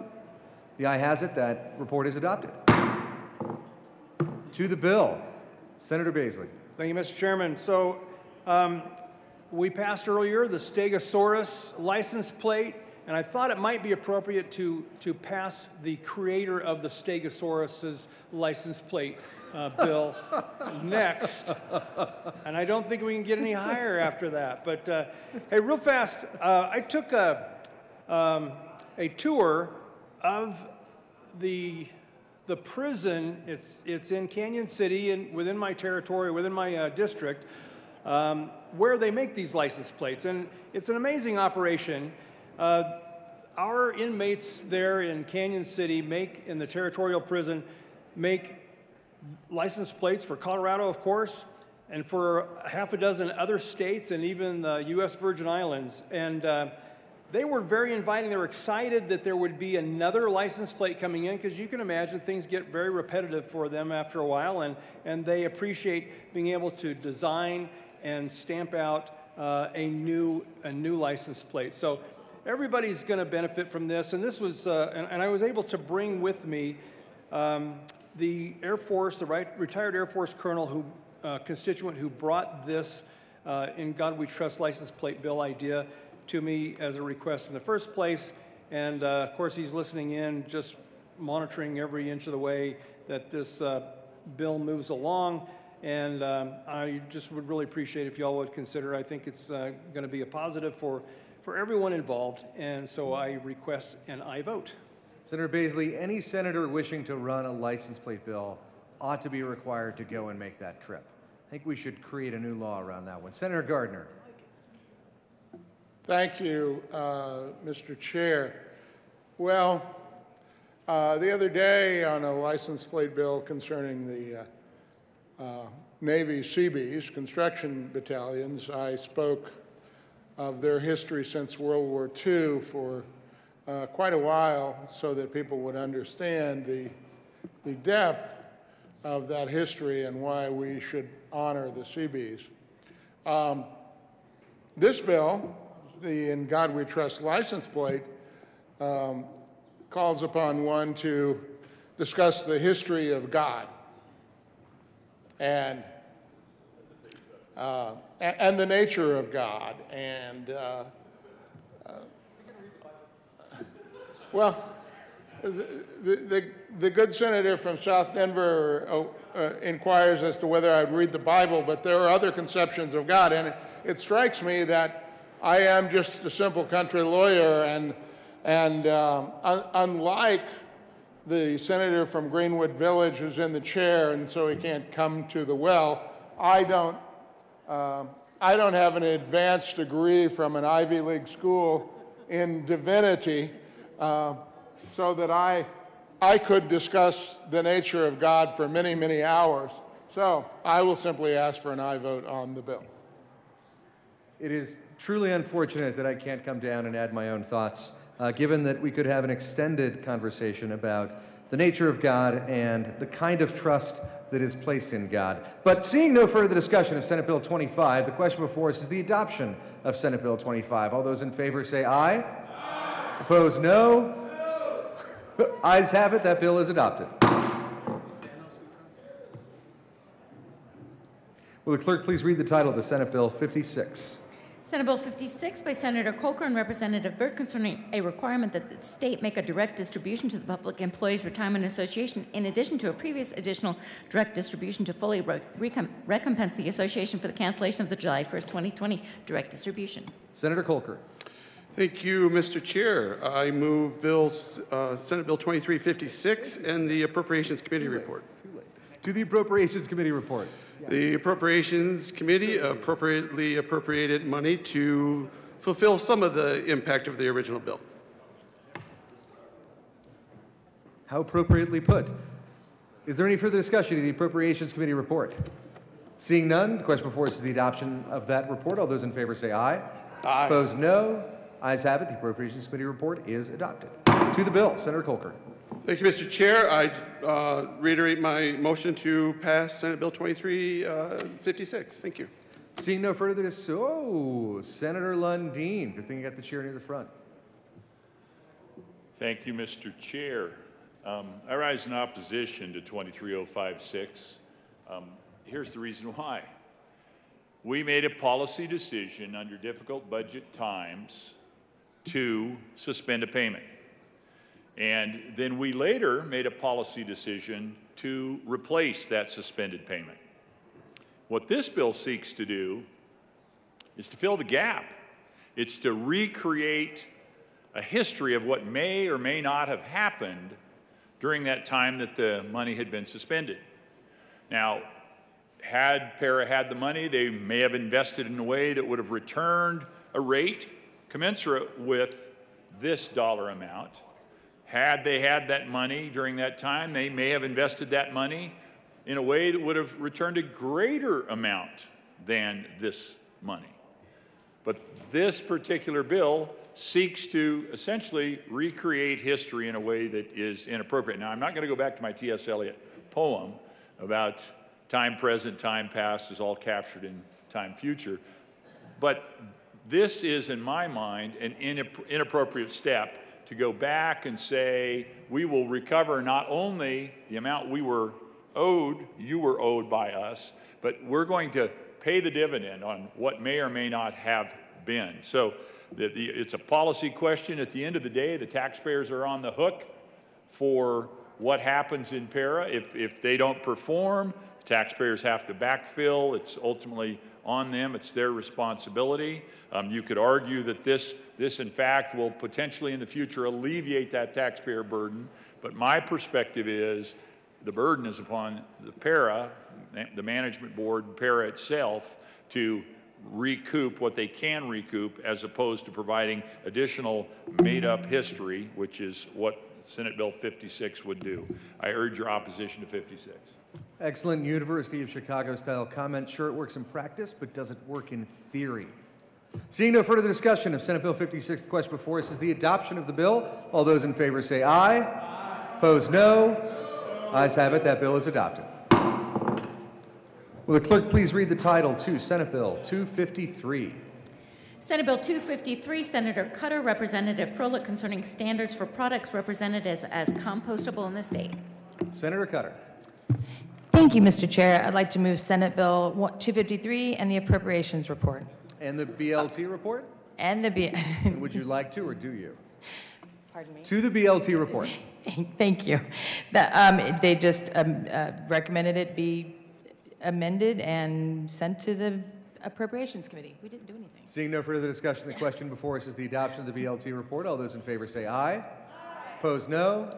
Ayes have it. That report is adopted. To the Appropriations Committee report. Senator Cutter. Thank you, Mr. Chair. They just recommended we appropriate the money and move forward with the bill. Seeing no further discussion, the question before us is the adoption of the Appropriations Committee report. All those in favor say aye.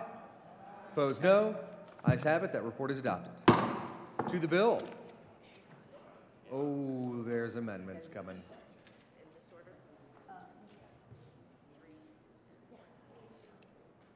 And to whoever's running the Colorado channel today, all the cutting back and forth, you are on the ball today. Will the clerk please read the title to, just read Amendment L003. Amendment L003 by Senator Cutter, amend printed bill page 13 after line 14, insert number 6, the appropriation. Senator Cutter. Thank you, Mr. Chair. This amendment simply it does a couple things. It is responsive to the Food Packaging Institute in clarifying some definitions. They're the stakeholder arguably most impacted by this bill, and we just want to clarify that brand colors and things that people identify with a brand and that are not intended to indicate compostability are not part of this bill. And the other piece is just in response to some committee discussion about changing the date. So we moved the date, date out a little bit further. And would you please move L003? Oh, thank you, Mr. Chair. I'd like to move L003. Seeing no further discussion, the question before us is the adoption of L003. All those in favor say aye. Opposed, no. Ayes have it. That amendment is adopted. There's another amendment at the desk. Will the clerk please read L004? Amendment L004. Senator Cutter. Thank you, Mr. Chair. This amendment is just adjusting some definitions in the bill. Is there any further discussion? Seeing none, the question before us is the adoption of L004. Oh. I'd like to move L004. Oh, yes, that's right. We must move it in order for it to be adopted. Senator Cutter, please move L004. And I'd like to move L004. Thank you, Senator Cutter. The question before us is the adoption of L004. All those in favor say aye. Opposed, no. Ayes have it. That amendment would like to be adopted. To the bill. Is there any further discussion of Senate Bill 253? Oh, we've got some. Senator Cutter, go for it. Thank you. Thank you, Mr. Chair. So this bill is about composting, one of the easiest and most effective climate change solutions to implement. In addition, composting means business in Colorado. Residents and business owners are seeing the environmental benefits of compost, and they're increasingly demanding ways to compost more of their discards. So as composting has grown, so too is the growth in compostable products and look-alike products that are marketed in ways that often confuse consumers and end up contaminating compost streams. And that's a real problem, members, not only for people who enjoy curbside composting now and have been limited in what they can do because of this confusion and contaminated compost, but also to the businesses that are working in this area. We heard some great testimony about how they are deeply impacted. They're having to fish things out of compost and you know, kind of go through all of that and pay attention to things they shouldn't have to instead of doing other things to build their business marketing and, you know, human resources and all those kinds of things. So this bill is an opportunity for Colorado to once again be a leader in diversion policy and set us up to be really a regional leader in this area. We need clean compost in Colorado to make healthier soils that can better support agriculture, help sequester carbon in our soils, and be more resilient to flood and drought. Truly compostable packaging and bags can be useful tools to help divert food and plant scraps to become this valuable compost. So this is just really a way to ensure we have clean, usable compost and asking for truth and transparency in labeling. And I ask for your support. Senator Baisley. Thank you, Mr. Chairman. I like an awful lot about this bill. I like the intent of it, you know, between recycling and now raising the awareness of composting standards, then we can take much better care of our environment and just have a cleaner, better, more efficient way of living. Where I am a no vote, I was a no vote in committee and will be again respectfully today, is that I believe that these such things should not be put into place through the force of law, but rather through an elevation of awareness through many means, but not by mandate. Remember that government is force, and government comes at citizens with guns, with jails, with court systems, and so on. It's a rough way to implement something that we all ought to simply, by culture, be enthusiastically participating in and becoming smarter on. So anyway, so I will be a respectful no, although I really appreciate the intent of the bill from the sponsor. Thank you, Mr. Chairman. In God and awareness we trust. Senator Lundin. Thank you, Mr. Chair. I rise in opposition to the bill as well as unnecessary. The entire case that is being laid out for the bill is logical. We would seek to increase compost in its use in our society, and that is happening, as presented by the bill sponsor, in the marketplace currently. The marketplace, of course, is clarifying and verifying as it moves forward as well. We don't need to add a half of an employee into state government this year. That will undoubtedly become an additional half of employee for one full employee next year, and 2 employees the year after, et cetera, et cetera, et cetera. To do something that is already being done with clarity, with, I think, all due and appropriate speed in the marketplace. So I oppose the bill just as unnecessary to try to replace something that is happening in a better way than it will happen under government regulation in the marketplace already. In God and the marketplace, I see a license plate in your future, Senator Lundin. Seeing no further discussion of Senate Bill 253, the question before us is the adoption of Senate Bill 253. All those in favor say aye. Aye. Opposed, no? No. Ayes have it. That bill is adopted.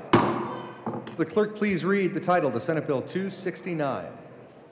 Senate Bill 269, Senators Buckner and Rich, Representatives Lukens and Bradfield, concerning creating a bonus payment program to incentivize Colorado preschool providers to participate in the Colorado Universal Preschool Program. Senator Rich. Thank you, Mr. Chair. I move Senate Bill 23-269 and the Appropriations Report. To the Appropriations Report.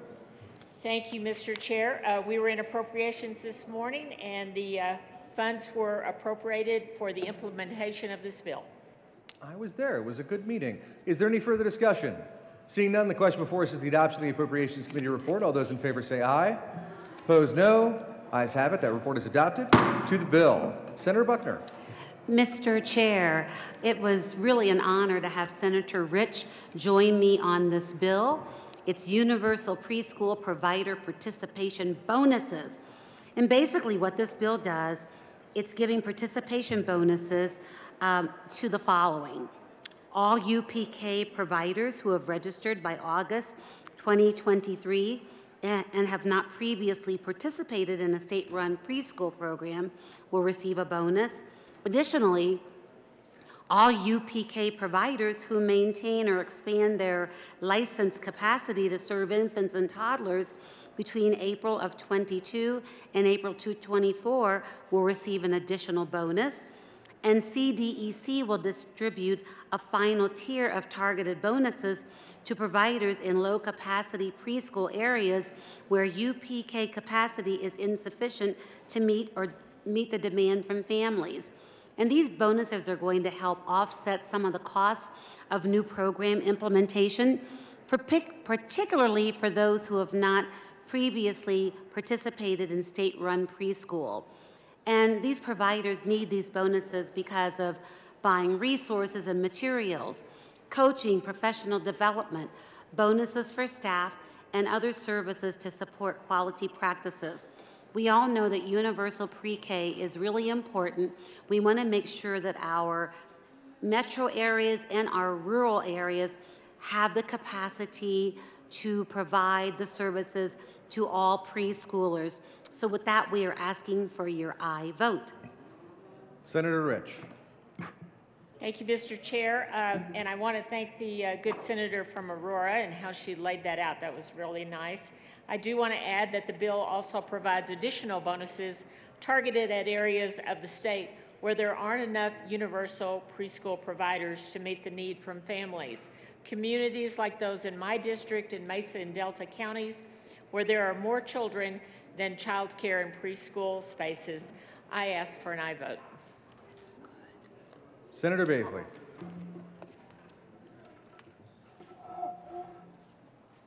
Thank you, Mr. Chairman. The description, the summary of this bill is that it establishes a bonus program in Colorado to provide one-time payments to eligible preschool providers who participate in the preschool program and maintain or increase their license capacity to serve infants and toddlers. The program aims to increase provider participation, strengthen the mixed delivery system, and preserve access to infant and toddler care, with the bonus payments required to be used for preschool program implementation or support, or for maintaining or expanding infant and toddler care. All good stuff and all appropriate if this were being proposed by a corporation or even a group of preschool companies who provide these services as needed, as demanded by the market. I was a no in committee, and I urge a no vote today for the simple reason that I don't believe that there's any appropriate role for the state to include itself in the rearing of America's children. So while it performs wonderful stuff, it all ought to be done privately and not with the influence, especially philosophically, that comes very naturally and unfortunately when the state gets involved in the rearing of our children. So I urge a no vote with all due respect. Seeing no, that's so nice. Vote no, but hugs. Seeing no further discussion of Senate Bill 269, the question before us is the adoption of Senate Bill 269. All those in favor say aye. Aye. Opposed, no. Ayes have it. That bill is adopted. Mr. Assistant Majority Leader. Thank you, Mr. Chair. I recommend the committee rise and report. The motion is for the committee to rise and report. All those in favor say aye. Opposed, no. Ayes have it. The committee will rise and report.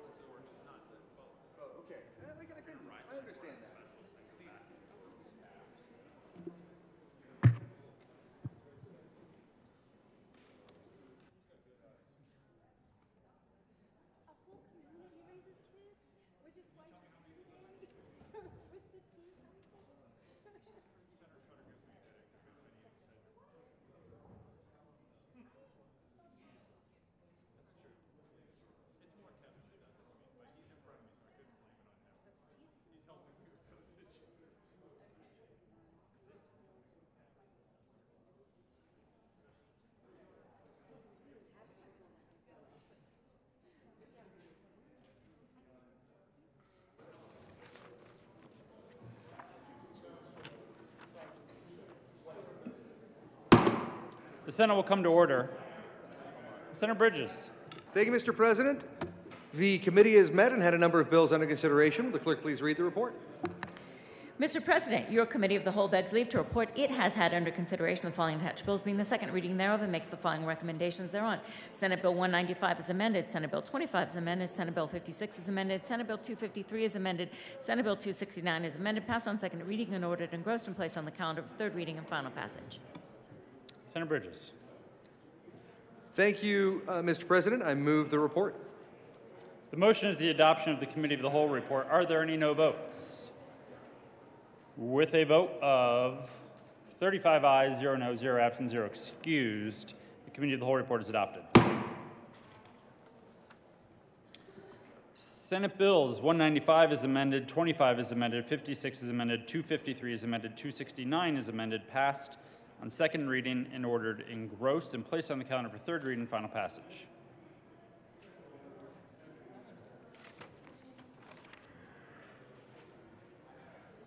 The Senate will stand in a brief recess.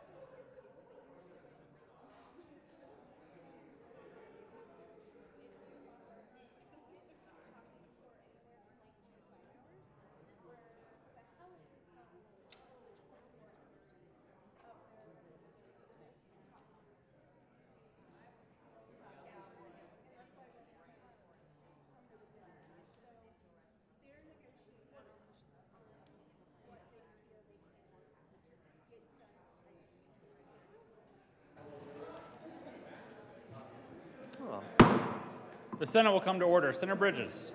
Thank you, Mr. President. Earlier, Senatorial 5. Senate will stand in a senatorial 5. So close.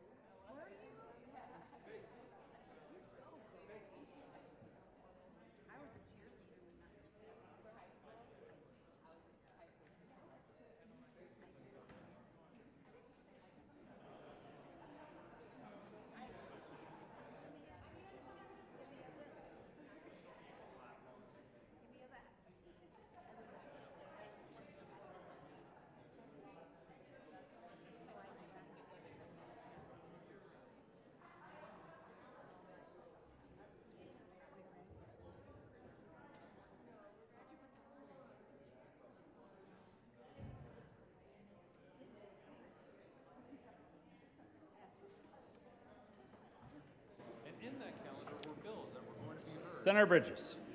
Thank you, Mr. President. Earlier today, you may recall, members, that we met as a committee of the whole, and we considered some second order, general orders, second reading of bills. We rose in report with begging leave to sit again. We are not going to sit again. We are just going to move the report and be done with second reading for the day. So just so we're all clear, I'm not going to ask them to read the report. The report has already been read. I will move the report and we will be done with general order second reading. Good? Everyone's clear. Thank you. Mr. President, I move the report. The motion is the adoption of the committee of the whole report.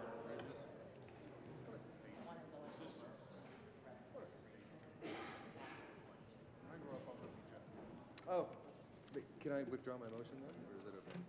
Okay, we'll just fix it. Senator Rodriguez. Thank you, Mr. President. I move that we lay over House Bill 23-1077 and House Bill 23-1224 until tomorrow, on tomorrow's calendar. Oh. Thank you, Mr. President. I move that we lay over the balance of the remaining calendar. The motion is to lay over the balance of the calendar until tomorrow.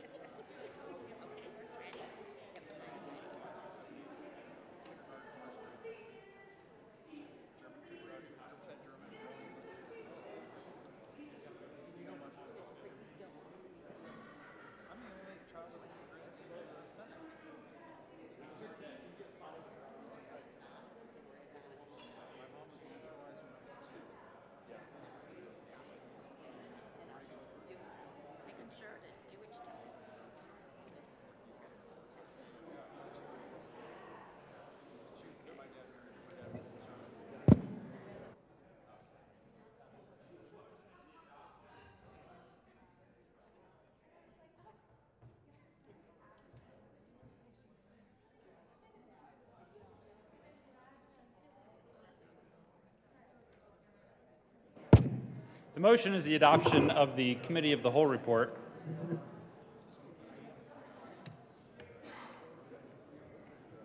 Are there any no votes?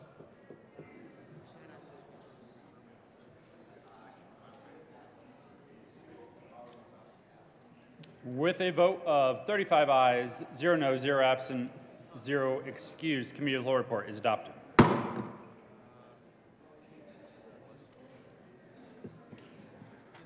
Senate Bill 252 is amended, passed in second reading, order engrossed and placed on the calendar for third reading and final passage. House Bill 1232 is amended, 1186, 1068 as amended, passed in second reading, order revised and placed on the calendar for third reading and final passage. House Bill 1190, 1077, 1224, Senate Bill 172, and 200 laid over until April 19th and retaining their place on the calendar.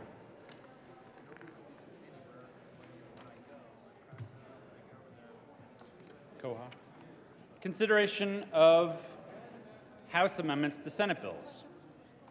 Will the clerk please read the title to Senate Bill 232?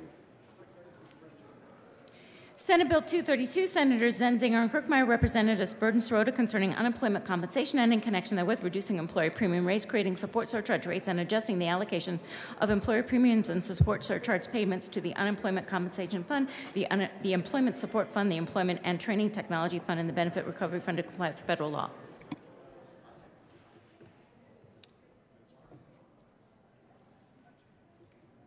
Senator Zenzinger.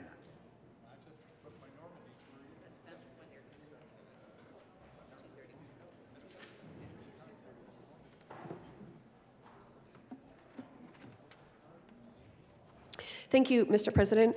I move that the Senate concur with House amendments to Senate Bill 232. Is there any discussion? Thank you. Senator Zenzinger. Yes, Mr. President. While my opinion is that the Senate amendments were in keeping with how I would have liked to have seen the bill end up, it was a JBC bill, and we did not have full agreement from our House members.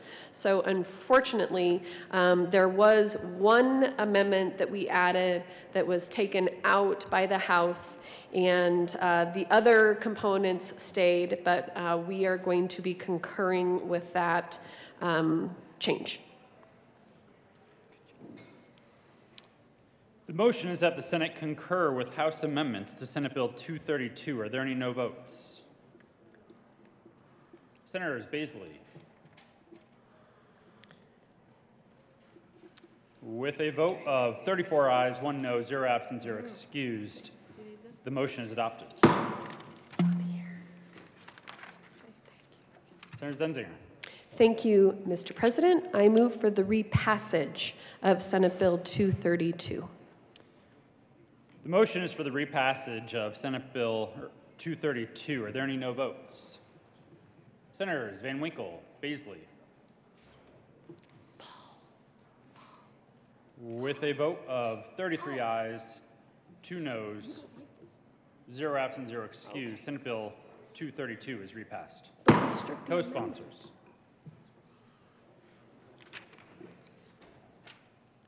Will the clerk please read the title to Senate Bill 20?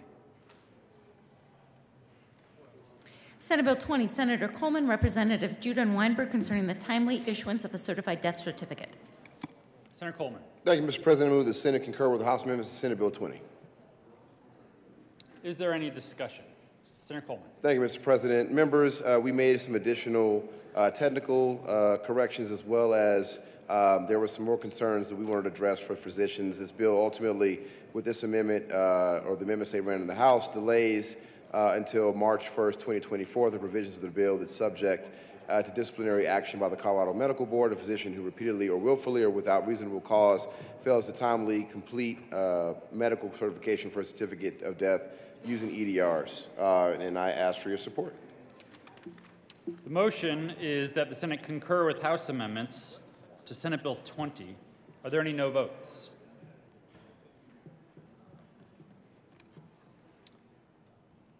With a vote of 35 ayes, 0 no, 0 absent, 0 excused, The motion is adopted. Senator Coleman. Thank you, Mr. President. I move the repassage of Senate Bill 20. The motion is for the repassage of Senate Bill 20. Are there any no votes? Senators Van Winkle, Will, Baisley, Gardner, Minority Leader Lundin, Smallwood, Kirkmeyer, Liston, Pelton B, Pelton R, Simpson. With a vote of 24 ayes, 11 noes, 0 absent, 0 excused, Senate Bill 20 is repassed. Will the clerk please mark Senator Roberts as a no vote on Senate Bill 20? With a vote of 23 ayes, 12 noes, 0 absent, 0 excused, Senate Bill 20 is repassed. Co-sponsors, Senator Sullivan.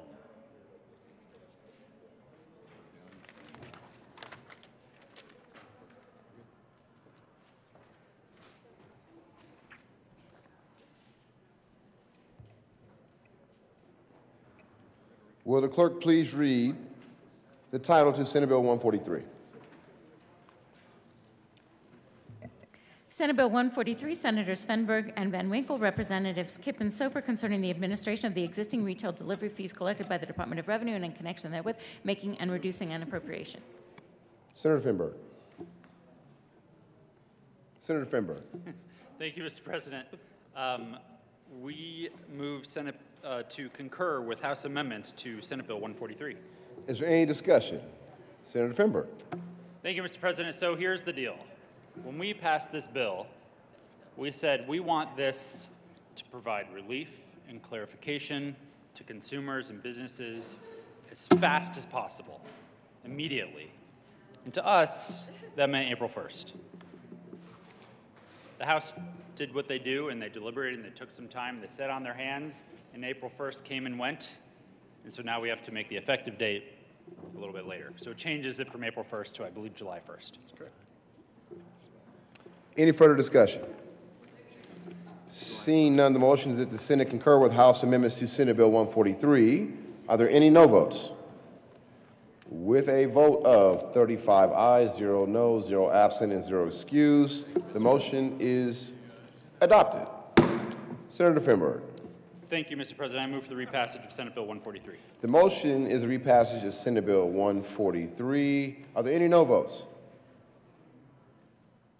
With a vote of 35 ayes, 0 noes, 0 absent, 0 excused, Senate Bill 143 is repassed.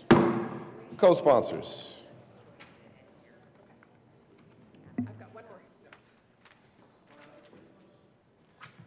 Senators Bridges, Roberts,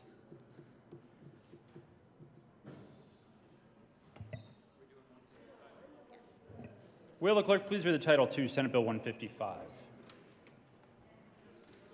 Senate Bill 155, Senators Zenzinger, Representatives Wilford and Young, concerning the continuation of the regulation of nursing home administrators and in connection therewith implementing the recommendations in the 2022 Sunset Report by the Department of Regulatory Agencies. Senator Zenzinger. Thank you, Mr. President. I move that the Senate reject the House amendments to Senate Bill 155 and that the Senate adhere to its position. Senator Zenzinger, will you explain this appropriate yet spicy amendment or motion? So this is a sunset bill, and the amendments that were added in the House were substantive and didn't fit under the title. So for those reasons, I think we are better off with our version. Is there any discussion? The motion is that the Senate reject the House amendments to Senate Bill 155 and that the Senate adhere to its position. Are there any no votes? With a vote of 35 ayes, 0 noes, 0 absent, 0 excused, the motion is adopted.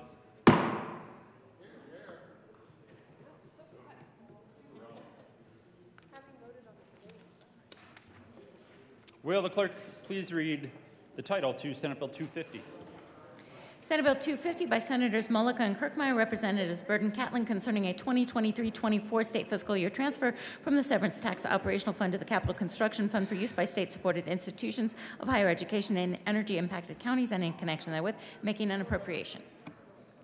Senator Kirkmeyer. Thank you, Mr. President. I'm going to turn this over to my co-prime. So- You want me to do it? Thank you, Senator Mr. Mulligan. President. We move to concur with the House amendments on Senate Bill 250. Is there any reason why you would do such a thing? Senator Kirkmeyer. Yes, there is. Great, that's good enough for me. The motion is for the Senate to concur with House amendments to Senate Bill 250. Are there any no votes?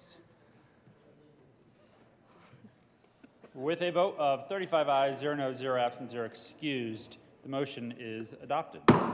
Senator Kirkmeyer. Thank you, Mr. President. I move for the repassage of Senate Bill 250. The motion is for the repassage of Senate Bill 250. Are there any no votes? Senators Van Winkle, Baisley.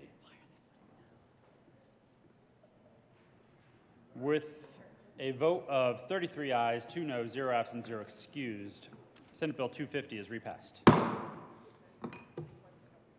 Co-sponsors.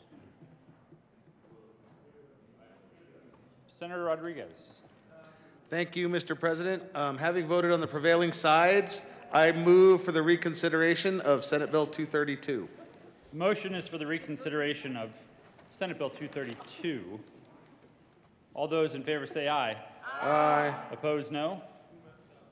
The motion is adopted and reconsideration is granted. Will the clerk please read the title to Senate Bill 232? Senate Bill 232, Senators Zenzinger and Kirkmeyer, Representatives Burton Sirota, concerning unemployment compensation and in connection therewith, reducing employer premium rates, creating support surcharge rates, and adjusting the allocations of employer premiums and support surcharge payments to the Unemployment Compensation Fund, the Employment Support Fund, the Employment and Training Technology Fund, and the Benefit Recovery Fund to comply with federal law. Senator Zenzinger. Thank you, Mr. President. I move that the Senate concur with the House amendments on Senate Bill 232. Senator Zenzinger, I believe the motion was to reconsider repassage, not necessarily reconsidering. Not the entire thing? Yep. Then I just move for the repassage of that fantastic bill that we described. The motion, is there any discussion? Seeing none, Senator Gardner. I thought we were doing the whole thing. Thank you, Mr. President. Members, if I can have your attention, the reason we have asked for reconsideration is because upon careful analysis, the House removed key sentences from this bill. The bill is about workers' comp and the fund and what the fund can be used for. We had put an amendment in that limited what the fund was to be used for going forward, which we believe is consistent with the federal law and federal intent. As I say, the House removed those sentences, which were closely negotiated with stakeholders, with CDLE, everyone involved. And because they were, the bill is now unacceptable to myself, and I think I can speak for the minority leader as well, that we both negotiated on this bill and are disappointed that the House removed those two sentences, which were very critical. So we urge a no vote on the repassage of this bill. Motion is for the repassage of Senate Bill 232. Are there any no votes? Senators Van Winkle, Will, Baisley, Pelton B, Pelton R, Liston, Gardner, Minority Leader Lundin, Smallwood. With a vote of 26 ayes, 9 noes, 0 absent, 0 excused, Senate Bill 232 is repassed. Co-sponsors.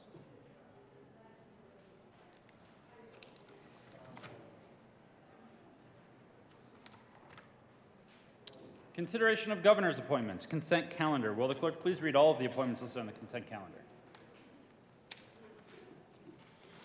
Member of the Middle Income Housing Authority for a term expiring September 1st, 2024, Stephanie Gonzalez of Grenada, Colorado, occasioned by the resignation of Wayne Vaden of Denver, Colorado, appointed. Member of the Commission on Aging for a term expiring September 1st, 2025, Christine Vogel of Lafayette, Colorado, to serve as a director of an area agency on aging, and as a Democrat occasioned by the resignation of Robert Held, a Republican of Aurora, Colorado, appointed. Member of the State Board of Health for a term expiring March 1st, 2026, Guyleen Castriota of Broomfield, Colorado, resident of the 7th Congressional District, and a Democrat appointed. Senator Rodriguez. Thank you, Mr. President. I move for the confirmation of all appointments listed in the consent calendar, which includes the member of the Middle Income Housing Authority, Stephanie Gonzalez, member of the Commission on Aging, Christine Vogel of Lafayette, and member of the State Board of Health, Guyleen Castriota of Broomfield. Is there any discussion? The motion is for the confirmation of all of the appointments on the consent calendar. Are there any no votes? With 35 ayes, 0 noes, 0 absent, 0 excused, the appointments are confirmed. Consideration of conference committee reports. Will the clerk please read the title of House Bill 1101? House Bill 1101, Representatives Vigil and Bacon, Senators Winter, F. and Henriksen, concerning support for transit and in connection therewith increasing the flexibility of the Ozone Season Transit Grant Program and increasing opportunities for transit agency participation in regional transportation planning.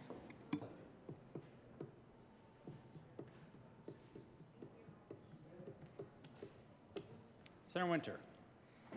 Thank you, Mr. President. I move that the Senate adopt the first report of the Second Conference Committee on House Bill 1101. Is there any discussion? Senator Kirkmeyer. Thank you, Mr. President. I just want to thank the good senator from Westminster for working with me on the amendments that were necessary that got me to a yes vote. So all members signed the conference committee report, and we're good to go. So I urge and I vote. Thank you. The motion is for the adoption of the first report of the Second Conference Committee on House Bill 1101. Are there any no votes?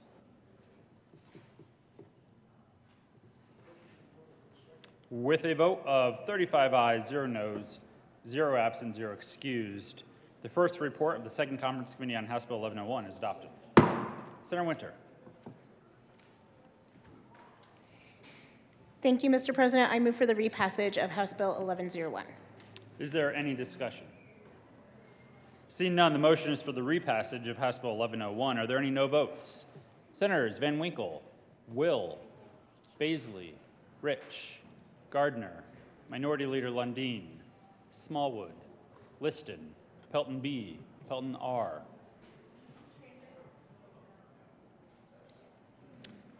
With a vote of 25 ayes, 10 noes, 0 absent, 0 excused, House Bill 1101 is repassed. Co-sponsors.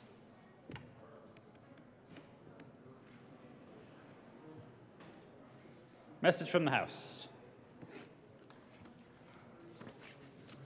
April 18, 2023. Mr. President, the House has adopted and transmits herewith House Joint Resolution 1021 as printed in House Journal April 18, 2023. Message from the Governor. Monday, April 17, 2023, Colorado Senate. Honorable members of the Colorado Senate, pursuant to the authority vested in the office of the Governor of the State of Colorado, I have the honor to inform you that I have approved and filed with the Secretary of State the following acts. Senate Bill 146, Colorado Apprenticeship Directory Information, approved on Monday, April 17, 2023 at 2:15 p.m. Senate Bill 197, Fiscal Year 2023-24 Legislative Appropriation Bill, approved on Monday, April 17, 2023 at 2:15 p.m. Senate Bill 215, State Employee Reserve Fund General Fund Transfer, approved on Monday, April 17, 2023 at 2:15 p.m. Senate Bill 218, Repeal School Transformation Grant Program Admin Cap, approved on Monday, April 17, 2023 at 2:15 p.m. Senate Bill 223, Medicaid Provider Rate Review Process, approved on Monday, April 17, 2023 at 2:15 p.m. Senate Bill 224, Colorado Community Policies Postgraduate Student Exchange Program, approved on Monday, April 17, 2023 at 2:15 p.m. Senate Bill 225, Specialty Ed CSU Medical School Partnership, approved on Monday, April 17, 2023 at 2:15 p.m. Senate Bill 227, State Agency Attorney Hourly Rate, approved on Monday, April 17, 2023 at 2:15 p.m. Senate Bill 230, County Assistance for 2023 Judicial District, approved on Monday, April 17, 2023 at 2:15 p.m. Senate Bill 231, amend fund to allow payment overdue wage claims, approved on Monday, April 17, 2023 at 2:15 p.m. Senate Bill 233, Employment Services funded by Wagner Pizer Act, approved on Monday, April 17, 2023 at 2:15 p.m. Senate Bill 236, Electric Vehicle Service Equipment Fund, approved on Monday, April 17, 2023 at 2:15 p.m. Senate Bill 239, Hazardous Site Response Fund Transfer, approved on April 17, 2023 at 2:15 p.m. Senate Bill 242, Community Corrections Financial Audit, approved on Monday, April 17, 2023 at 2:15 p.m. Sincerely, Jared Polis, Governor. Announcements. Senator Gonzalez. Thank you, Mr. President. I just want to let folks know that in the Senate Judiciary Committee tomorrow, we will not be meeting in Old Supreme Court. We will be meeting in Senate Room 354 for just tomorrow's meeting. Thank you very much. Senator Coleman. Thank you, Mr. President. Members, I just wanted to make a real quick announcement that we will be adding Senate Bill 279 to the calendar for this Thursday in the State Veteran Military Affairs Committee. This will also be reflected on the printed calendar. Thank you very much. Senator Hawkins-Lewis. Thank you, Mr. President. Local Government and Housing will be starting on time, 2 p.m., 3:52. We will be hearing Senate Bill 277, and for action only 213. We will be starting on time at 2 p.m. Thank you. Senator Rodriguez. Thank you, Mr. President. I move that the Senate adjourn until 2 o'clock today. Colleagues, there's just some bills going to be read across the desk, so nothing. Oh, recess. We're going to recess until 2 o'clock today. Adjourn. Y'all have to. We'll call you. We'll do a call to the Senate. You'll all have to come back. It's fun. We're going to recess until 2 o'clock today. We're just going to read some bills across the desk, so nothing exciting. Or maybe it will be exciting. Show up and see. You have heard the motion, I think. All those in favor say aye. Opposed, no. The ayes have it. The Senate will recess until 2 p.m. today.